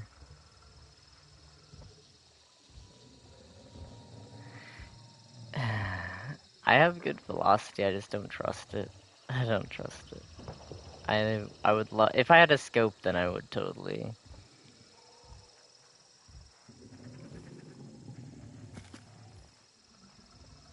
So they jumped off there. Is that what this is? We don't know that they did jump off. They could have there's a building in between.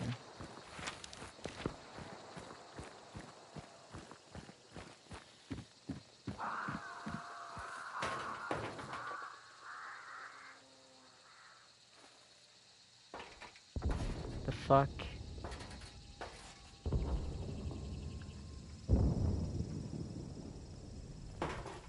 Why did the crows set off from there? What the fuck?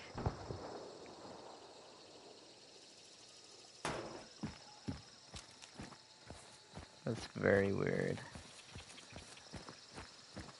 Because I don't even know if I did that or if they did that. Like, that's just bizarre. Stairs right there. I bet you they take those stairs. Maybe not, though.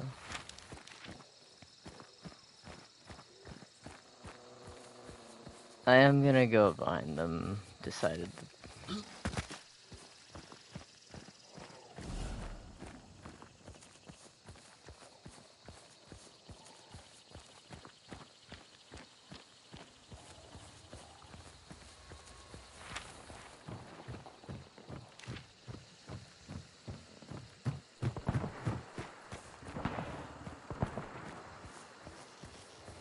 Not sure what this shit's about.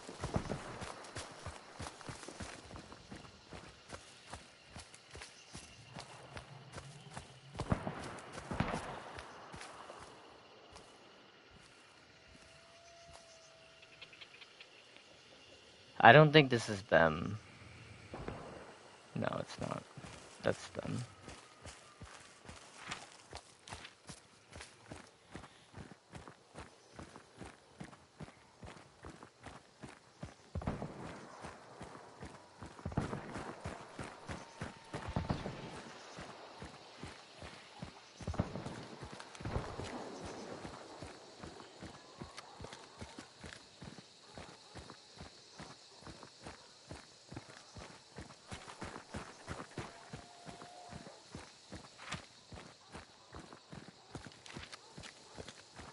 There's no way that it would come back up here. No reason to, I mean.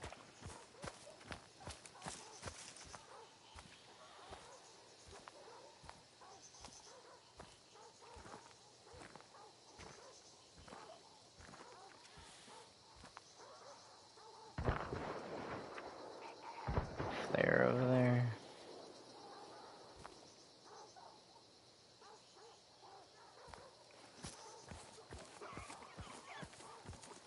Long ass sight lane.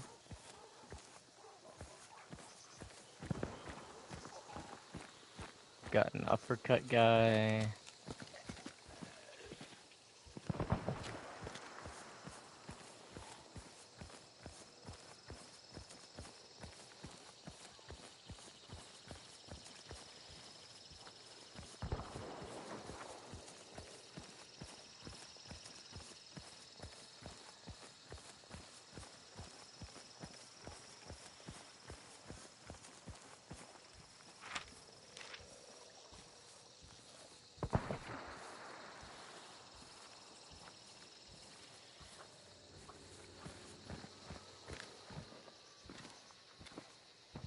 I'm gonna sin. I'm gonna take the bridge.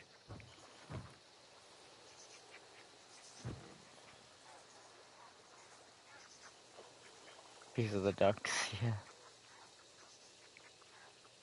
I shouldn't, I should just go on the other side of it, but like, I'm gonna do it.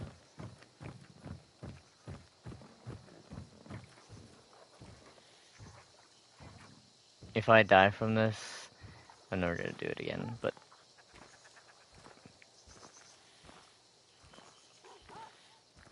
I think today we'll get away with it.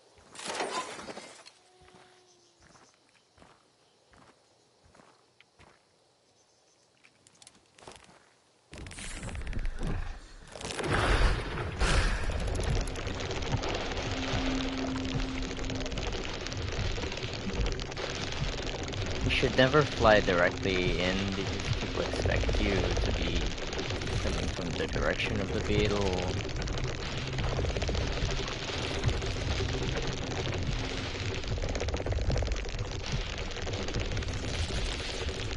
But I think we're okay.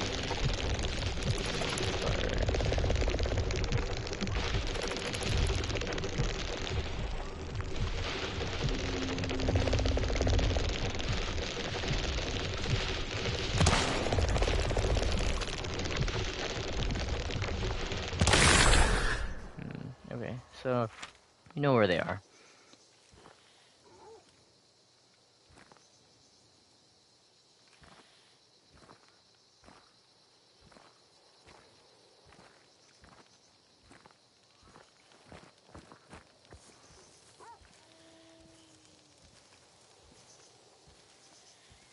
don't know where anyone else is, but I imagine they could be in that tunnel. Would be predictable.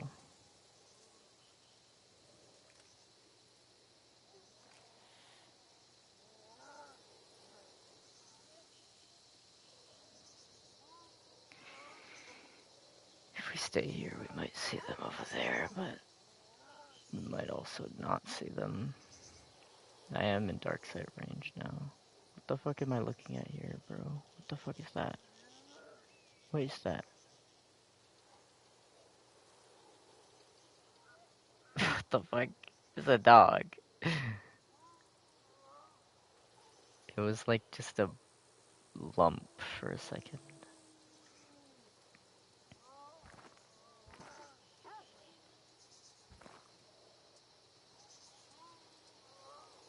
If they were intelligent, they would relocate, but I don't.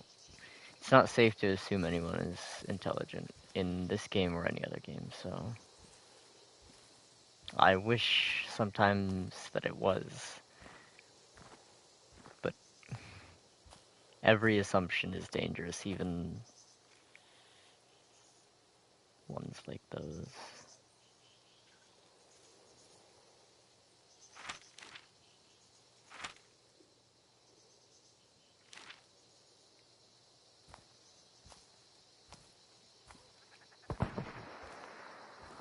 They haven't moved at all. It's kind of difficult to believe, but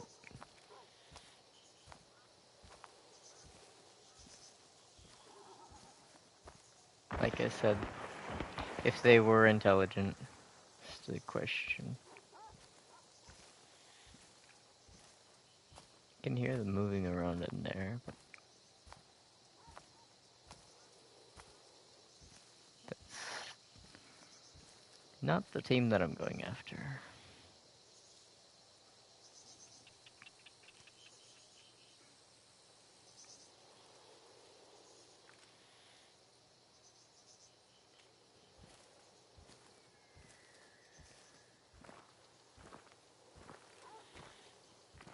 This is awful, but we have to do this.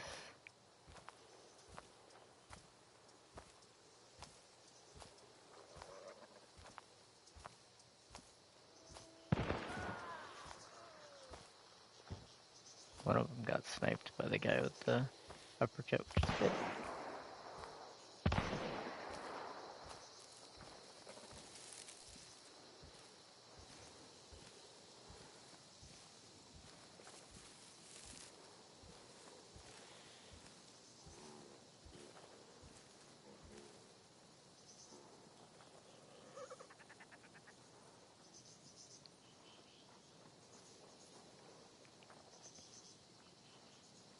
I'm not exactly sure what happened to the others. The other two that was closer to me.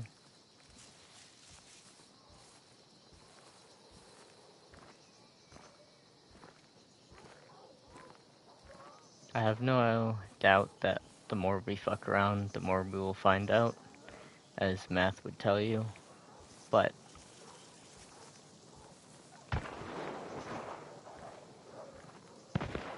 I am cautious of finding out too much, potentially.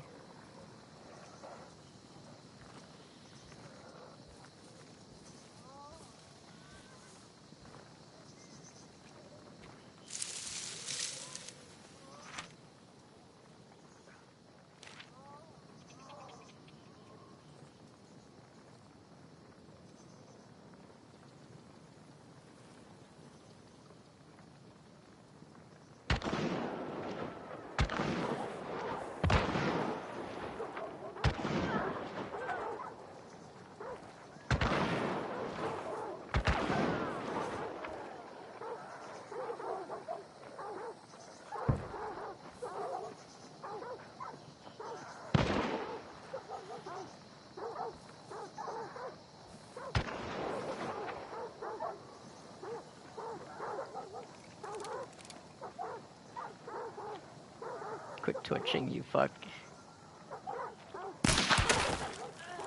Through the ear.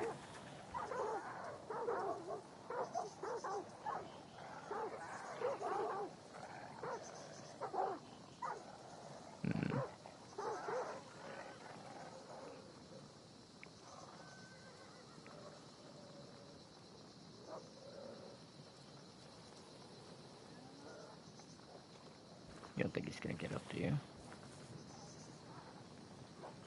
No, he wouldn't do that.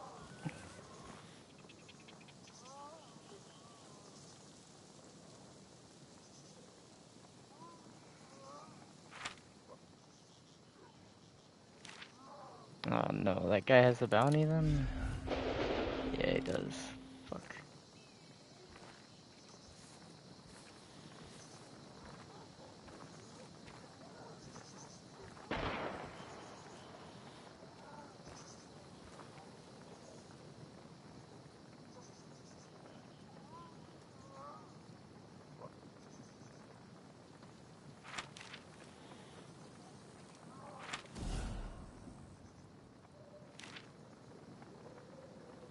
Not exactly sure what's happening anymore.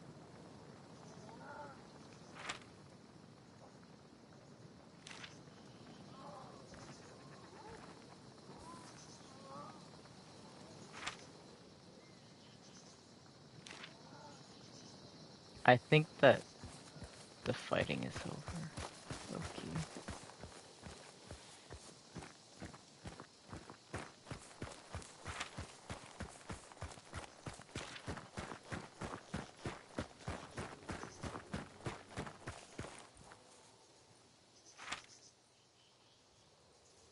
Yeah, it is. Can I see the fucking supply thingy from here?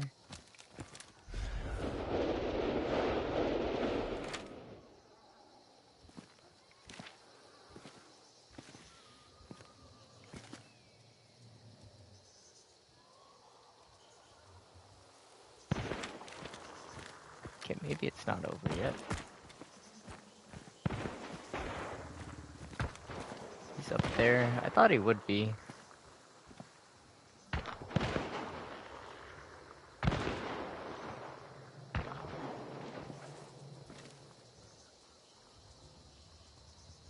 They're closing in on him.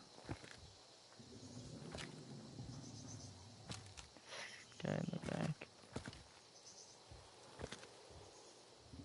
They didn't kill him yet though.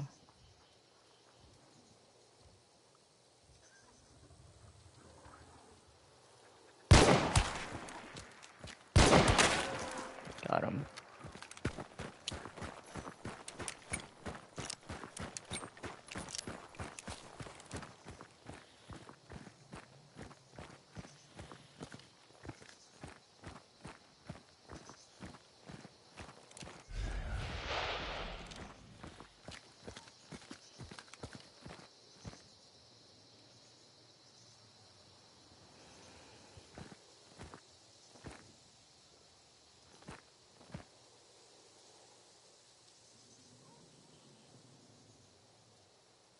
Splatted.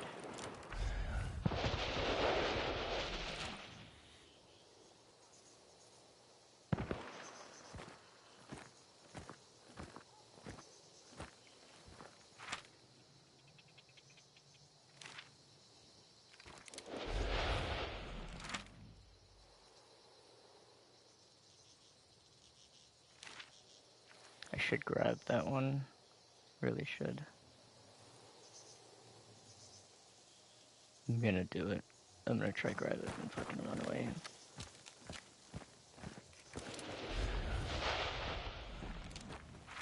Don't have serpent though.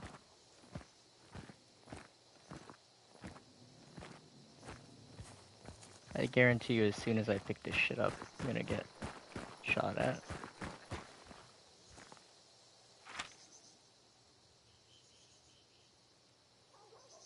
He's back there. I'm gonna pick it up and go to the fucking Darren shipyard, bro. Oh no, he's coming back.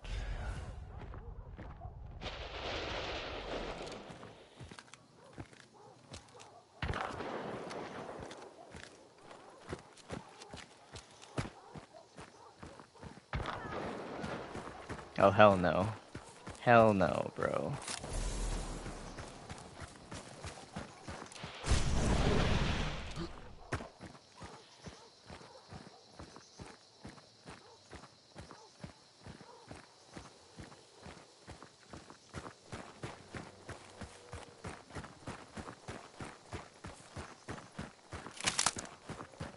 Hell no, bro.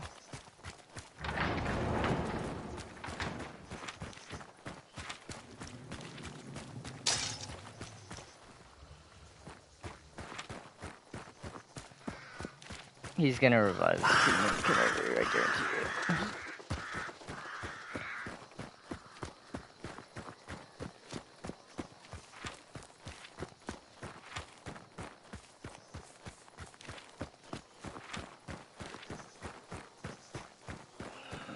Come on, come on, come on, come on, come on, come on.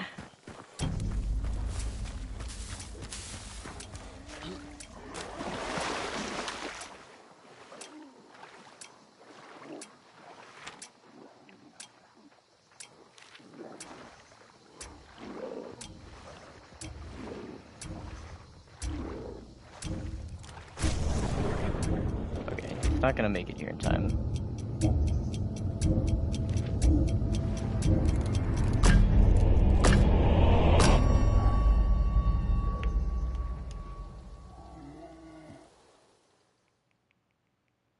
I'll take it. 1 kill, 1 bounty. Out of entire match where everyone was there.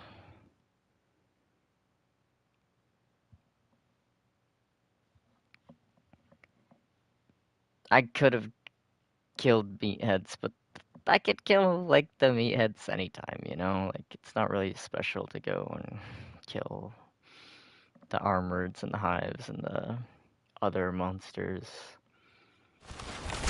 I did something that they didn't deserve to live.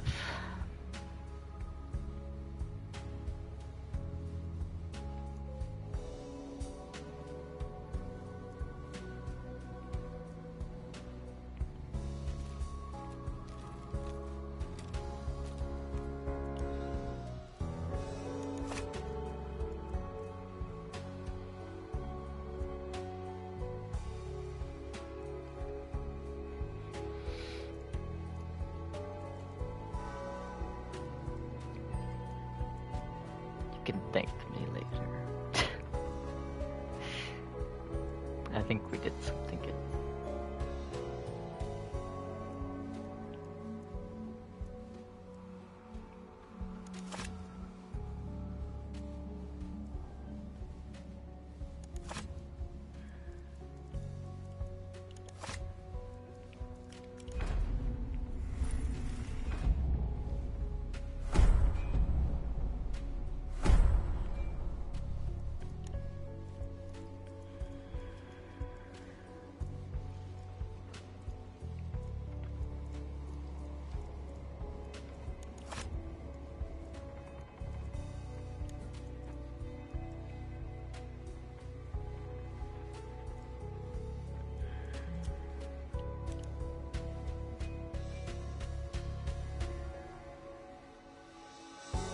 Why does it just pause on this fucking shit? Like, I'm so much farther ahead.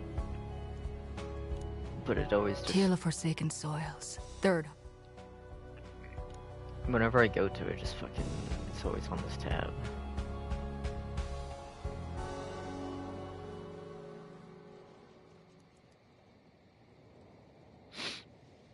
Until I play the fucking... the thingy, the story thing.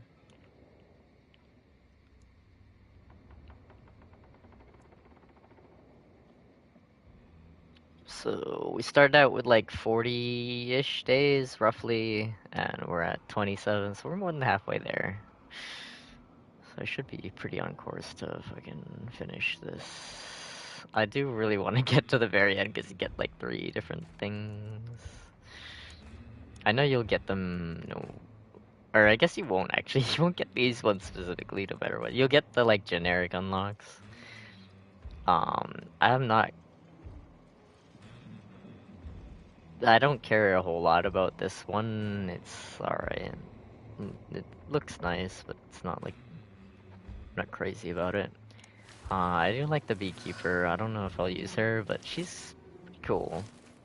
She looks deranged, which is totally my thing. Sarcasm, but only partially. Anyway, Uh, that's a joke. I like this though. This little weapon charm.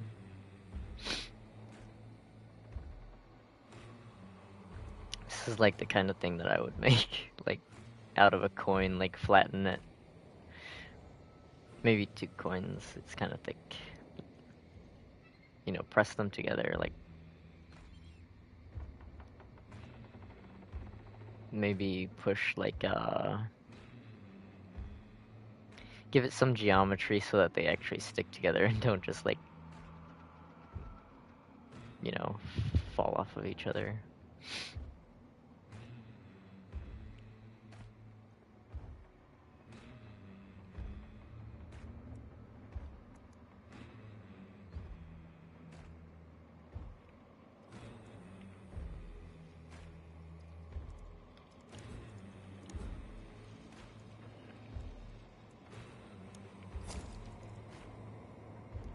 Probably should have brought that going in, but it's fine.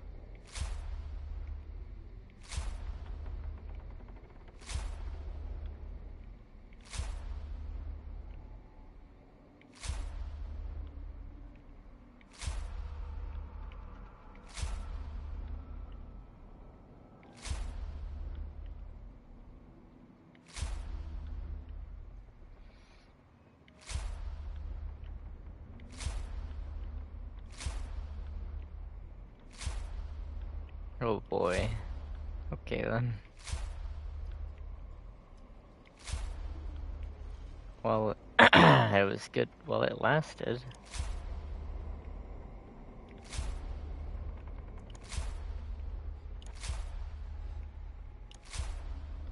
Okay.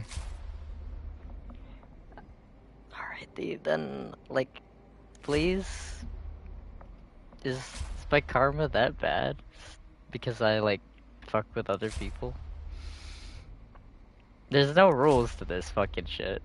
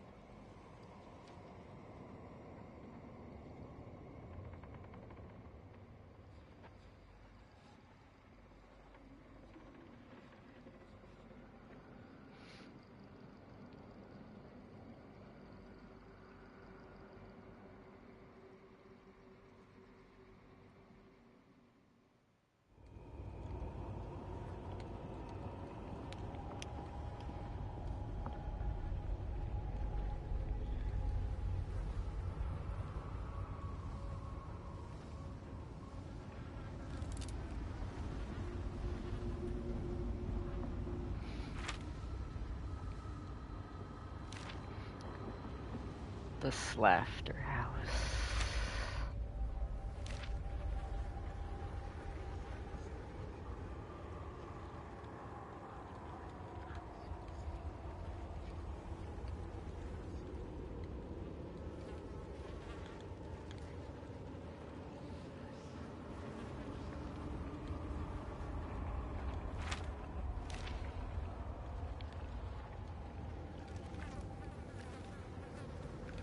That's big sus. What the fuck?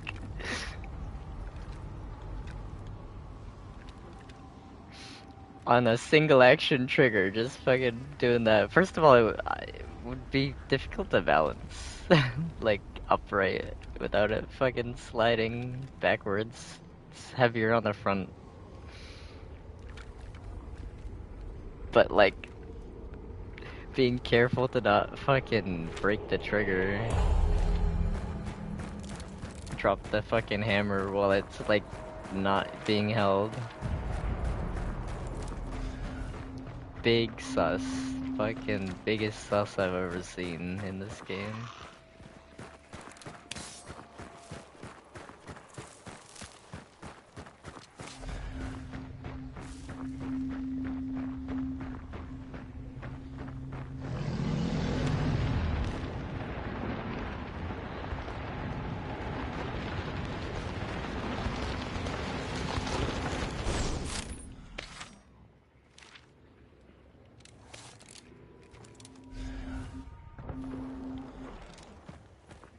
Well, we have our heading, right?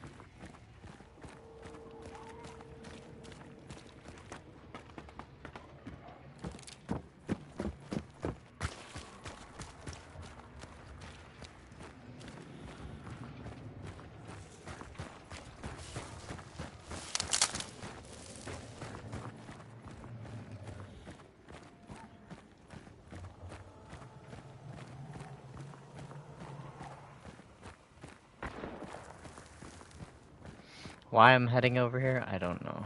Don't ask. I'm not sure.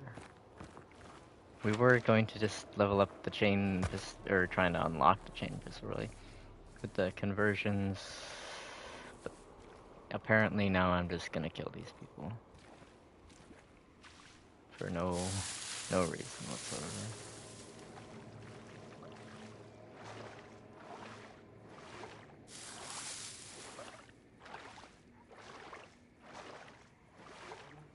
We were in a light gray, so this guy may come over here looking for it.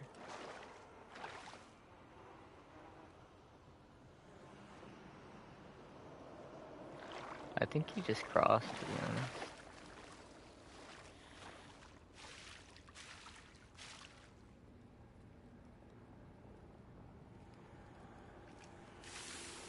We'll see. I think that he just barely crossed, like, out there.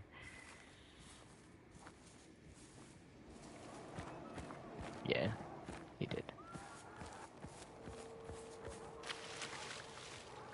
Trying to hear that was, like, incredibly unlikely, to say the least. It sounds like one guy...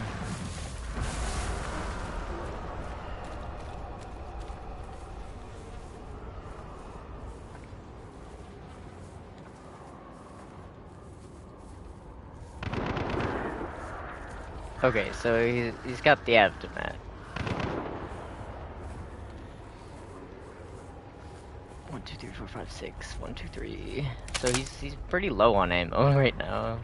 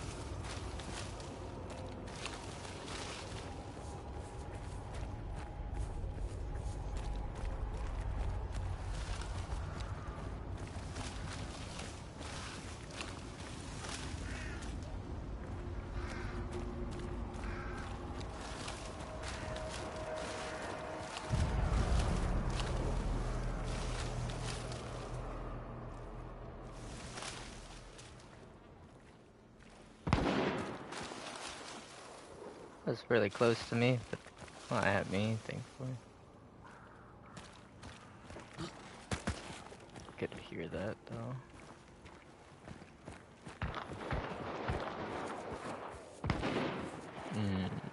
So there's one in the tower. There you go. He's got tracers on. He's got incendiary ammo. And he probably has a scope too, but the tree's kind of covering me.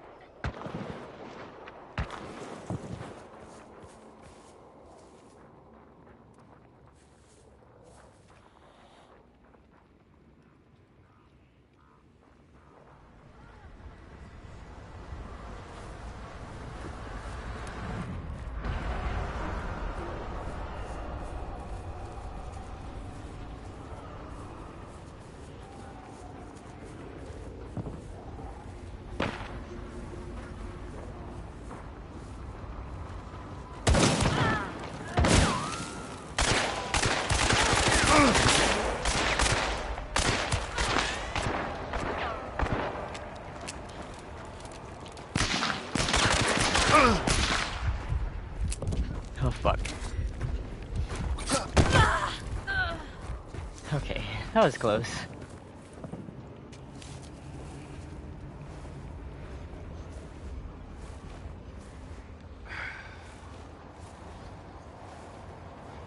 Death to Aftermath users, all of them, no exceptions. Anyway.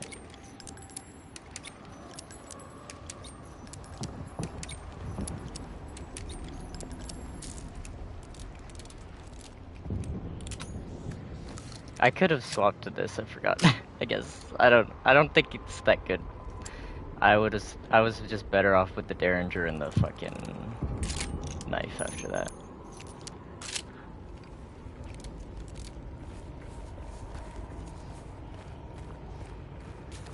I think we're okay to loot. Oh, fuck me. Maybe.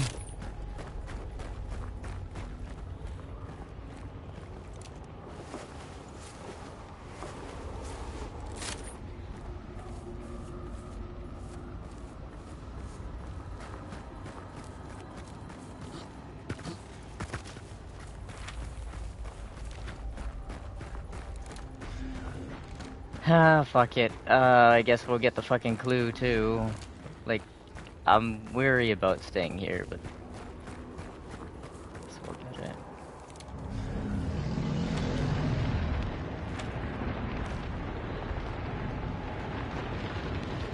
I really just want to leave.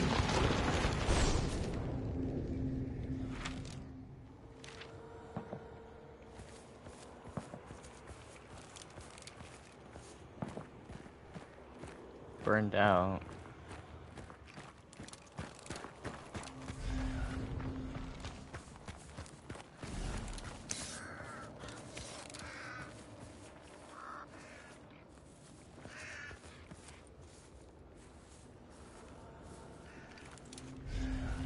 Oh, can't get it from here.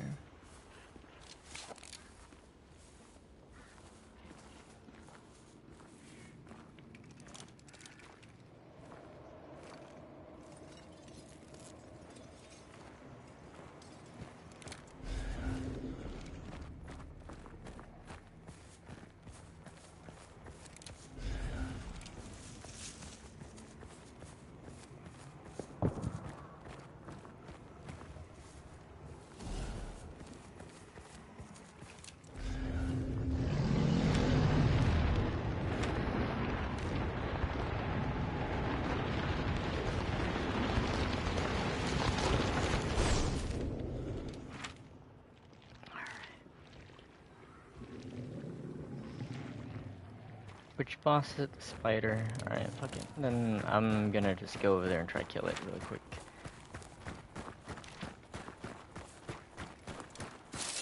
If there's someone, then there's someone. But... Oh shit! Oh shit. Yep, there is someone.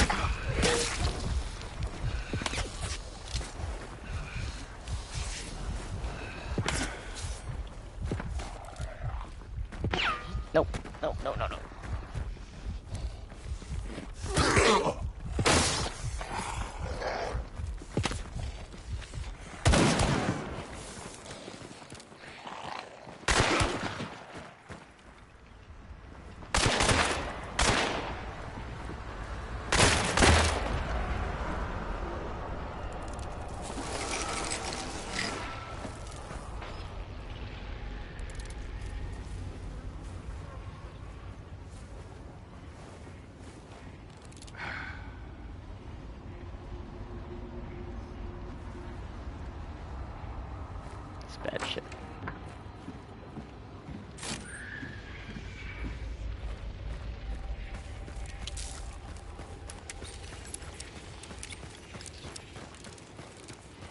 It's bad shit.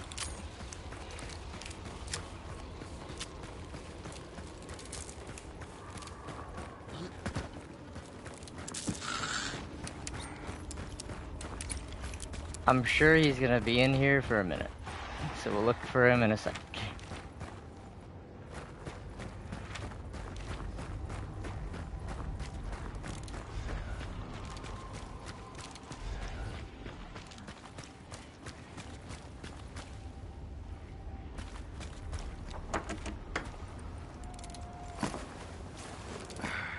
Fucking hell. That shit was too close.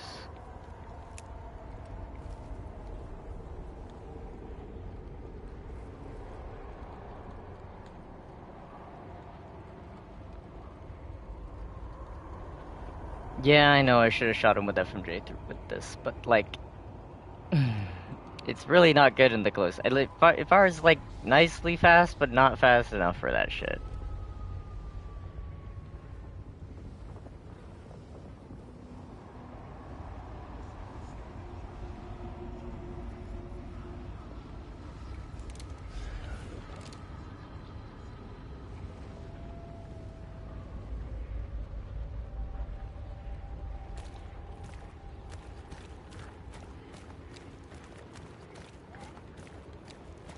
He's got poison in him, we know that. Why? Bro, why?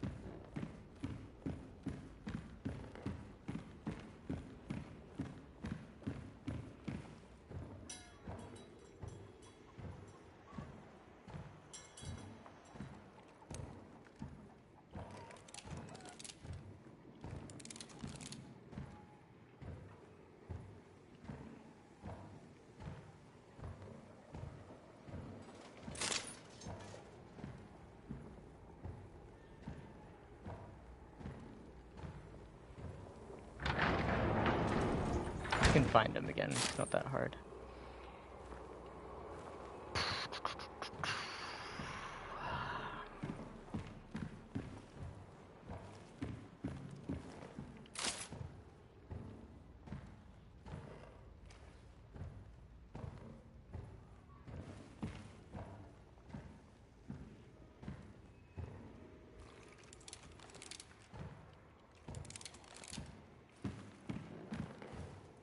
I thought he would have a teammate, that guy that they burned, obviously, but I thought maybe he ran away because of how long he took. Like, he waited for his teammate to completely die. Wow, they had a fucking ammo box. What a bunch of scumbags. People who do that, I fucking hate them. Like, okay, you know, you play the game the absolute cheapest way possible. We get it, you know, like, good for you.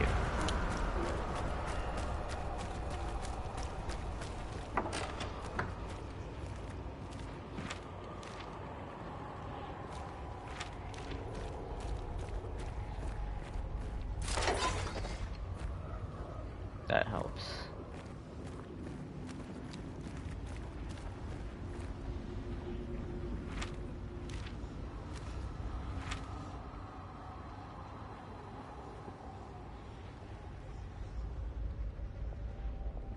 So the other bounty is probably gonna double up. They're probably just gonna go to Catfish and fucking get both of them because that guy delayed me so long. I had the sticky bomb, I had the ability to fucking go to Catfish and just blow it up, but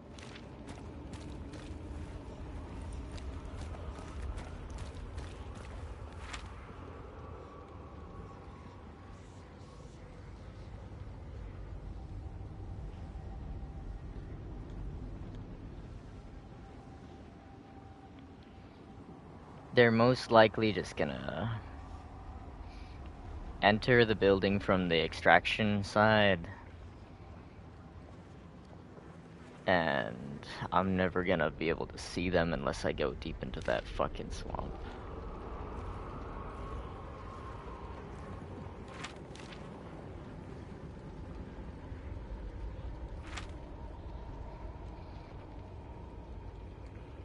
They're going to the extraction, what the fuck? There's no way that they're gonna just extract when the fucking monster's there. Maybe they're really low on health or something, I guess. I don't know. Why are they extracting? Maybe they picked him up on Darkseid and they're like, I don't know, man. Maybe they're fighting him right now, I don't know. I highly doubt it, though.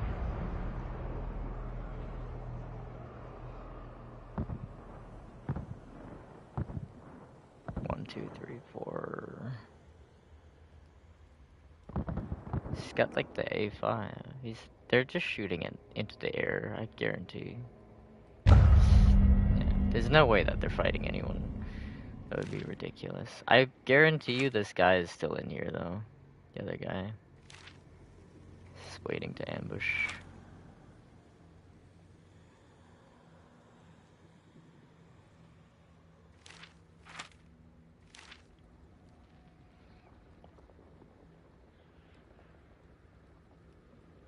I could pass this bounty up. I for sure can retire after killing those two.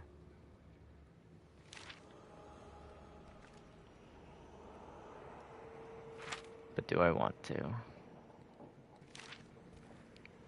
We already risked a lot. I mean, we didn't risk that much, but like... We did our job, right? We killed some people. I actually think I would only get to like 20 or something. Or 22, maybe, like, I don't know what this... We did get, like, the clues. We got 3 clues. If I killed some meatheads, we could definitely get there, but...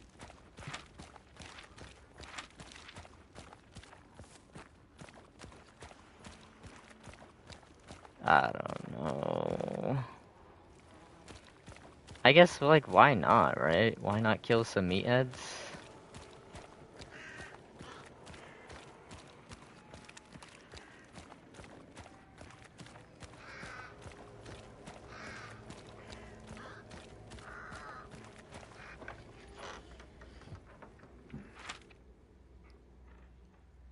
I don't have beast face on this one.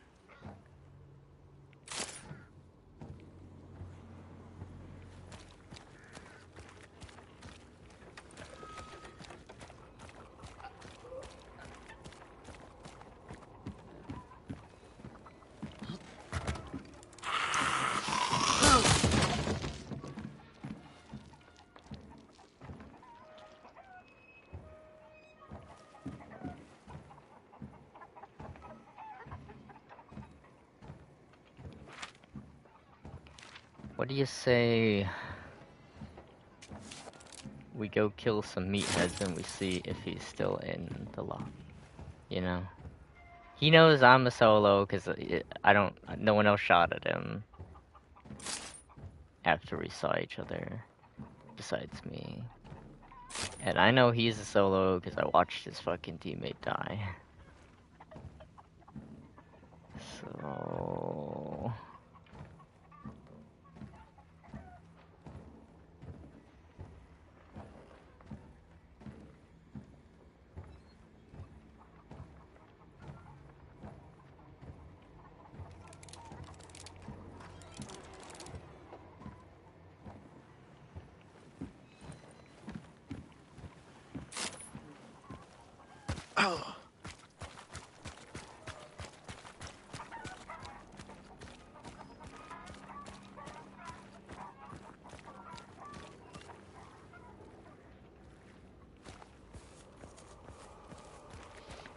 Ah, fuck. Let's get our event points at least, I guess.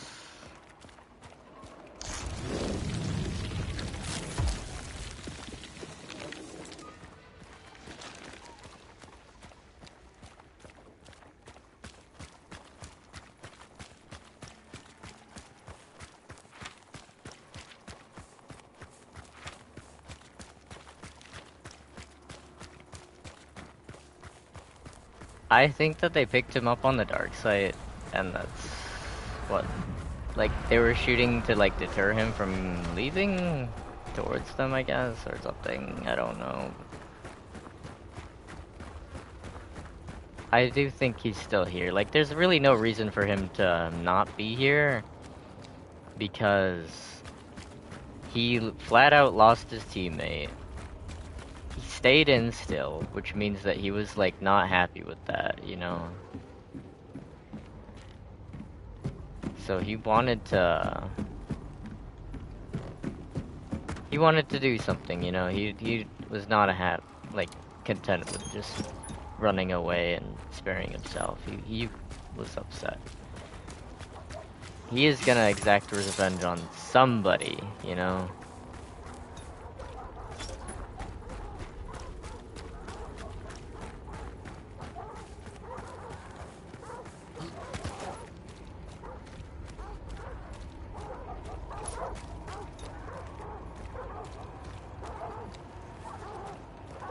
What was that prompt?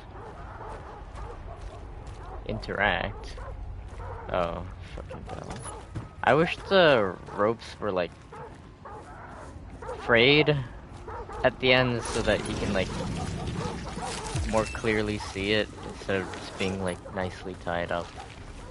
I know that's kind of cheesy, but, like, I'm not asking for it to be, like, a different color or something, like Resident Evil with the yellow paint, or, like, Far Cry with the blue jump ropes on every climbable ledge. Like, I'm not asking for that.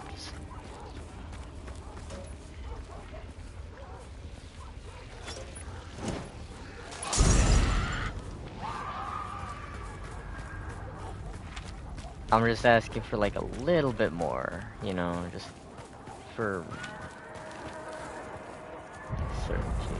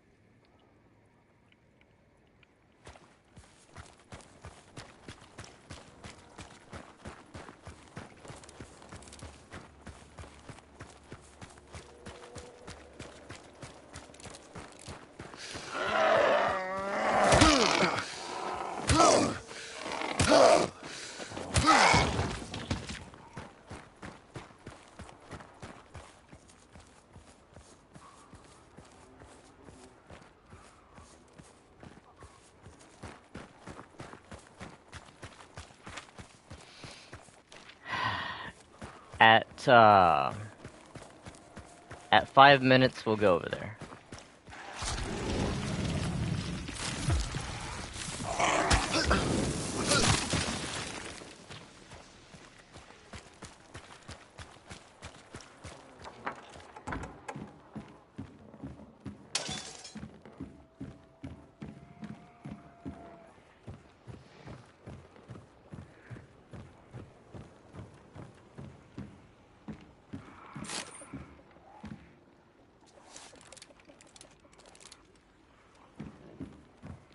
I would take that if we were not leveling shit up right now.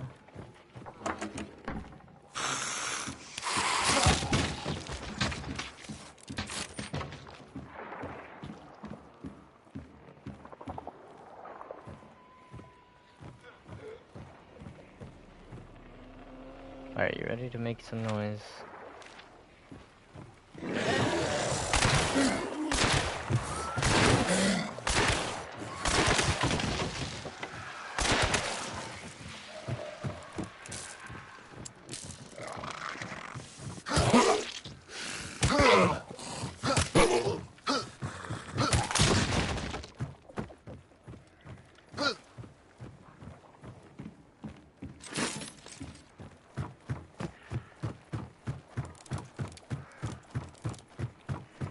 I didn't reload, but probably not gonna need it, so for some reason.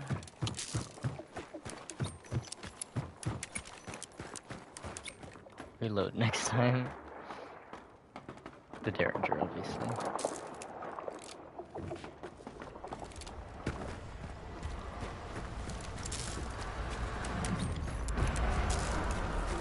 I'm pretty sure the guy had,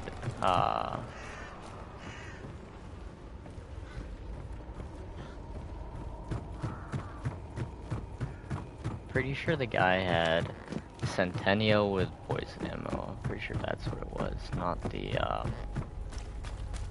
76, not the 73. Based on the fire rate and how much damage it did and stuff, that's my guess.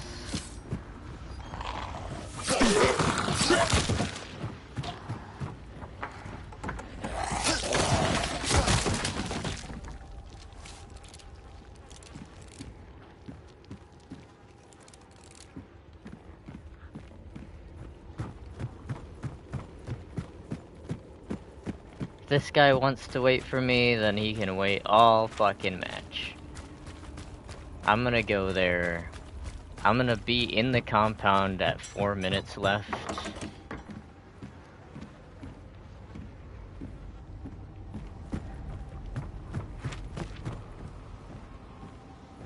I should actually grab that.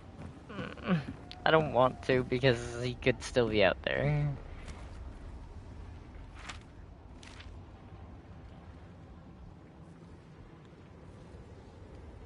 I could pick it back up at the end.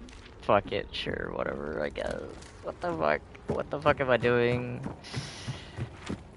I'm gonna...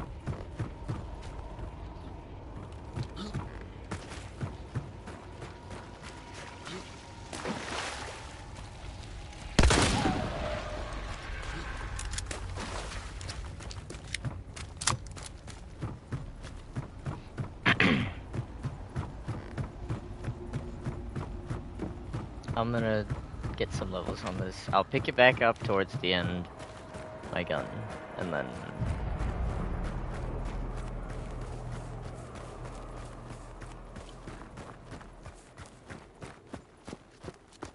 we'll go over there.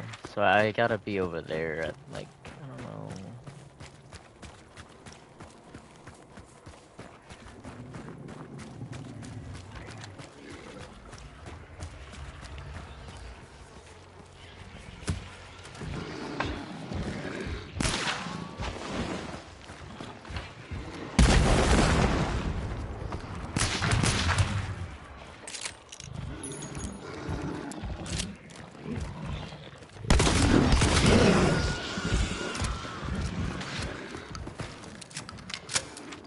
It would be easy for him to come over here and fuck with me, but... Bastard. But... he kinda has to do a lot to get that opportunity. He has to move all the way out here again.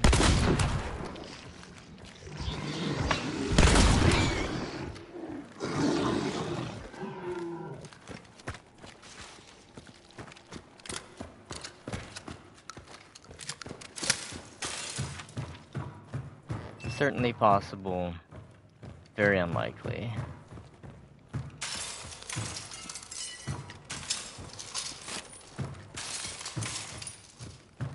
I don't really want to use my last fucking medkit either. And it's too bad that we're getting rid of this hunter, because I sure do have a lot of upgrade points right now.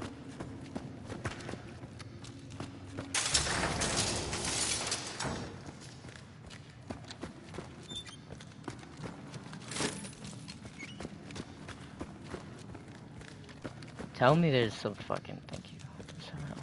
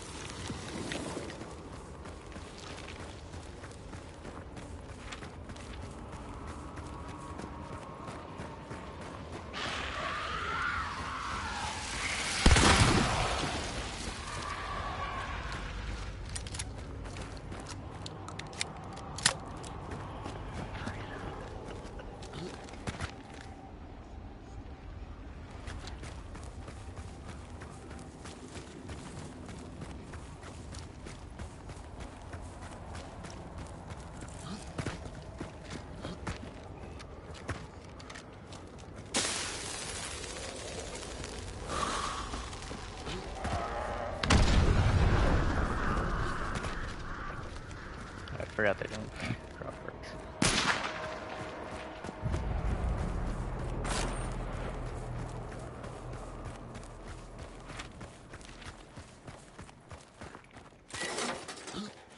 Of course, decoys.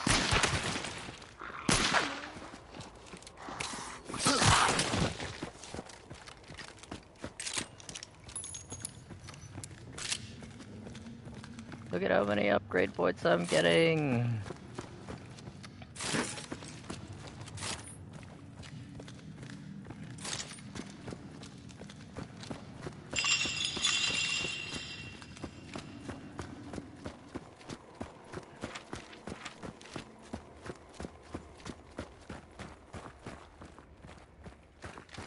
It's not even my main character, and I just have so many fucking upgrade points.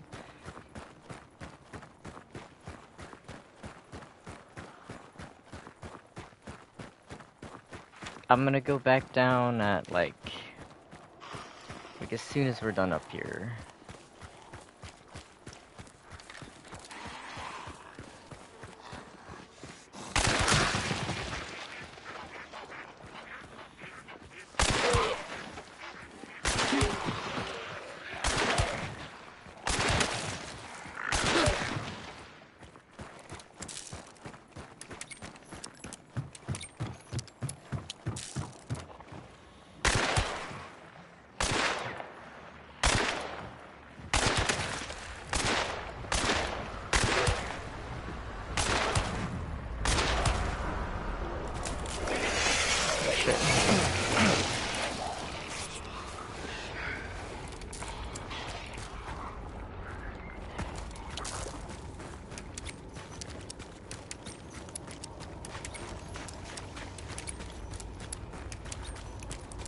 If he's waiting there this whole fucking time, then, you know, that's fine. Like, that's what happens sometimes. But we'll see if he is.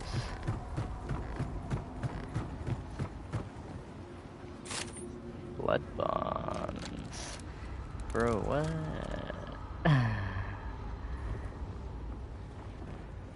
With the fucking dum-dum ammo.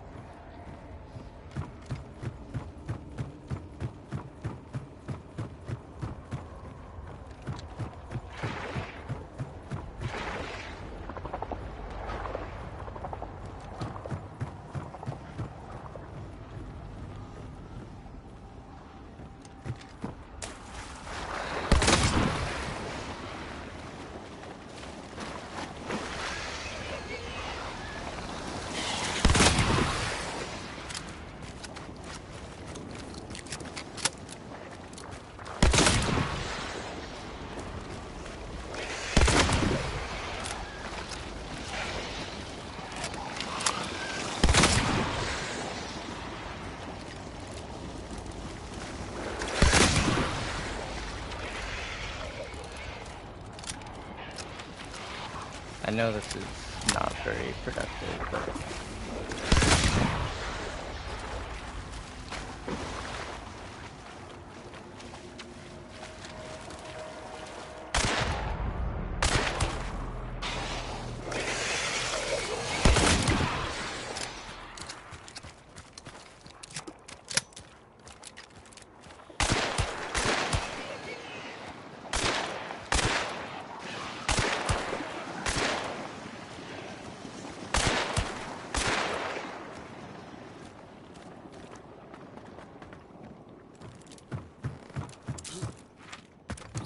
Fuck me. I kinda have to go straight over there. I don't even have time to pick up the gun. It's okay. We can get ammo on the way, though.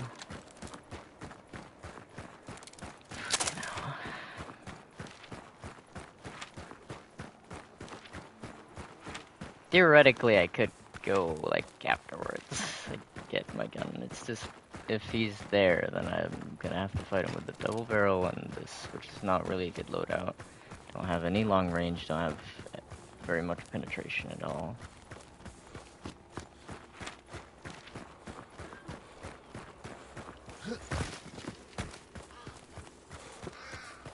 I'm not entirely sure of his whereabouts, though. Oh, shit.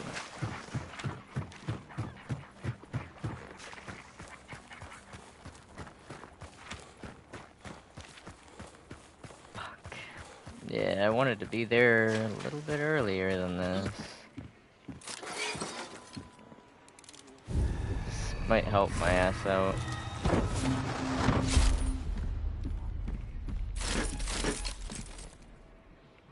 Okay, well, we're gonna have some penetration then, I guess. Just get...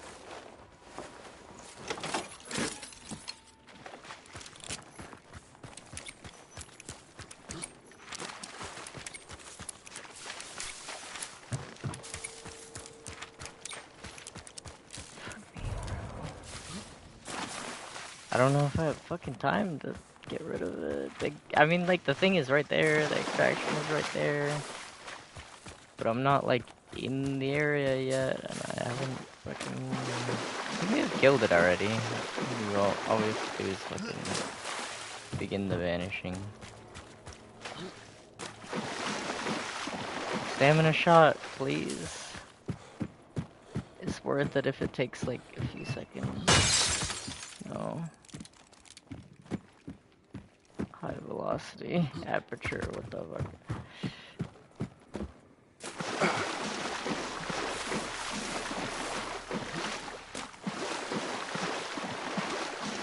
Fuck my ass, I'm gonna get there with like 3 minutes, if that.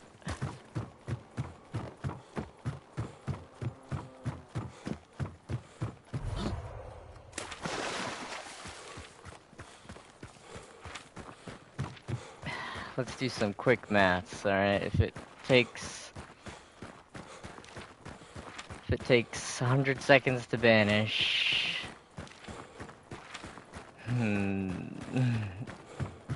it's like 1.5 minutes, and I do have serpents, so I don't have to technically be in there. Although it might be fucking faster to actually just...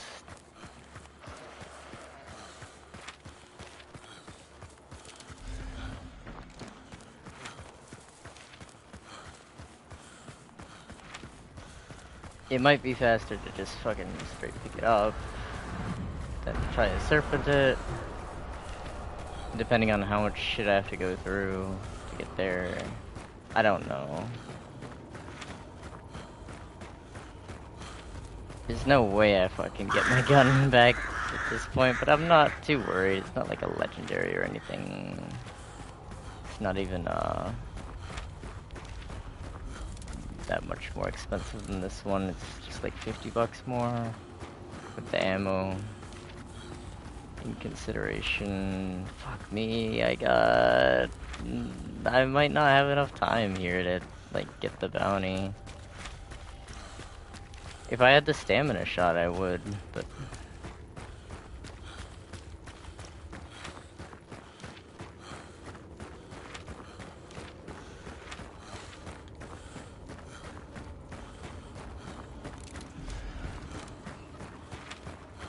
It's 2 minutes. We're gonna see exactly how much fucking time.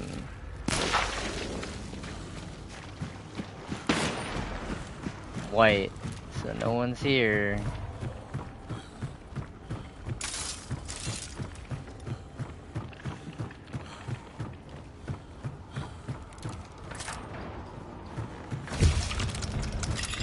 Oh, it is damaged though.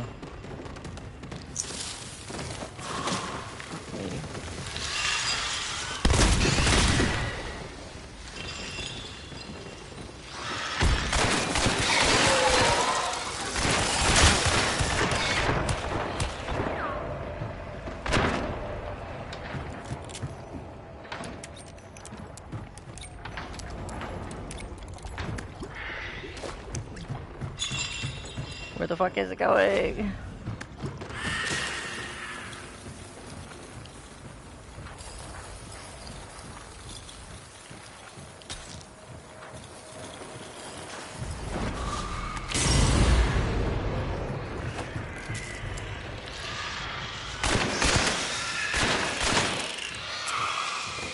please die. Thank you. Alright, now we have to here. So we got the solo kill bonus, we get the vanishing. We just did not get the fucking... What's your hat?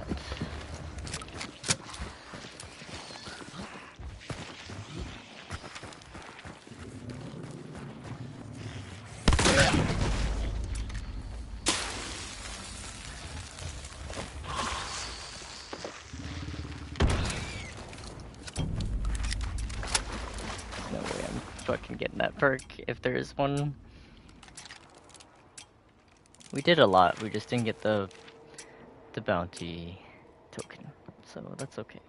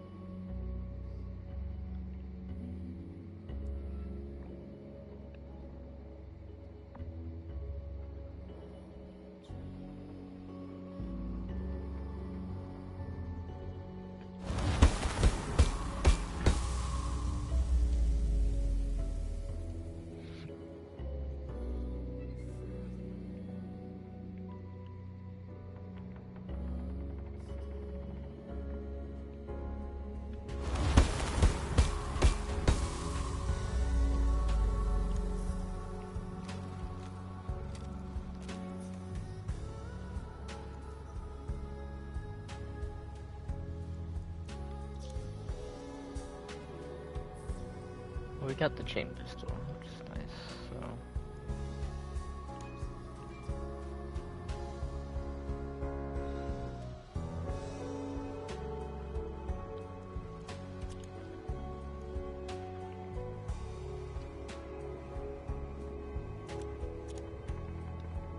Does it show, like, how much...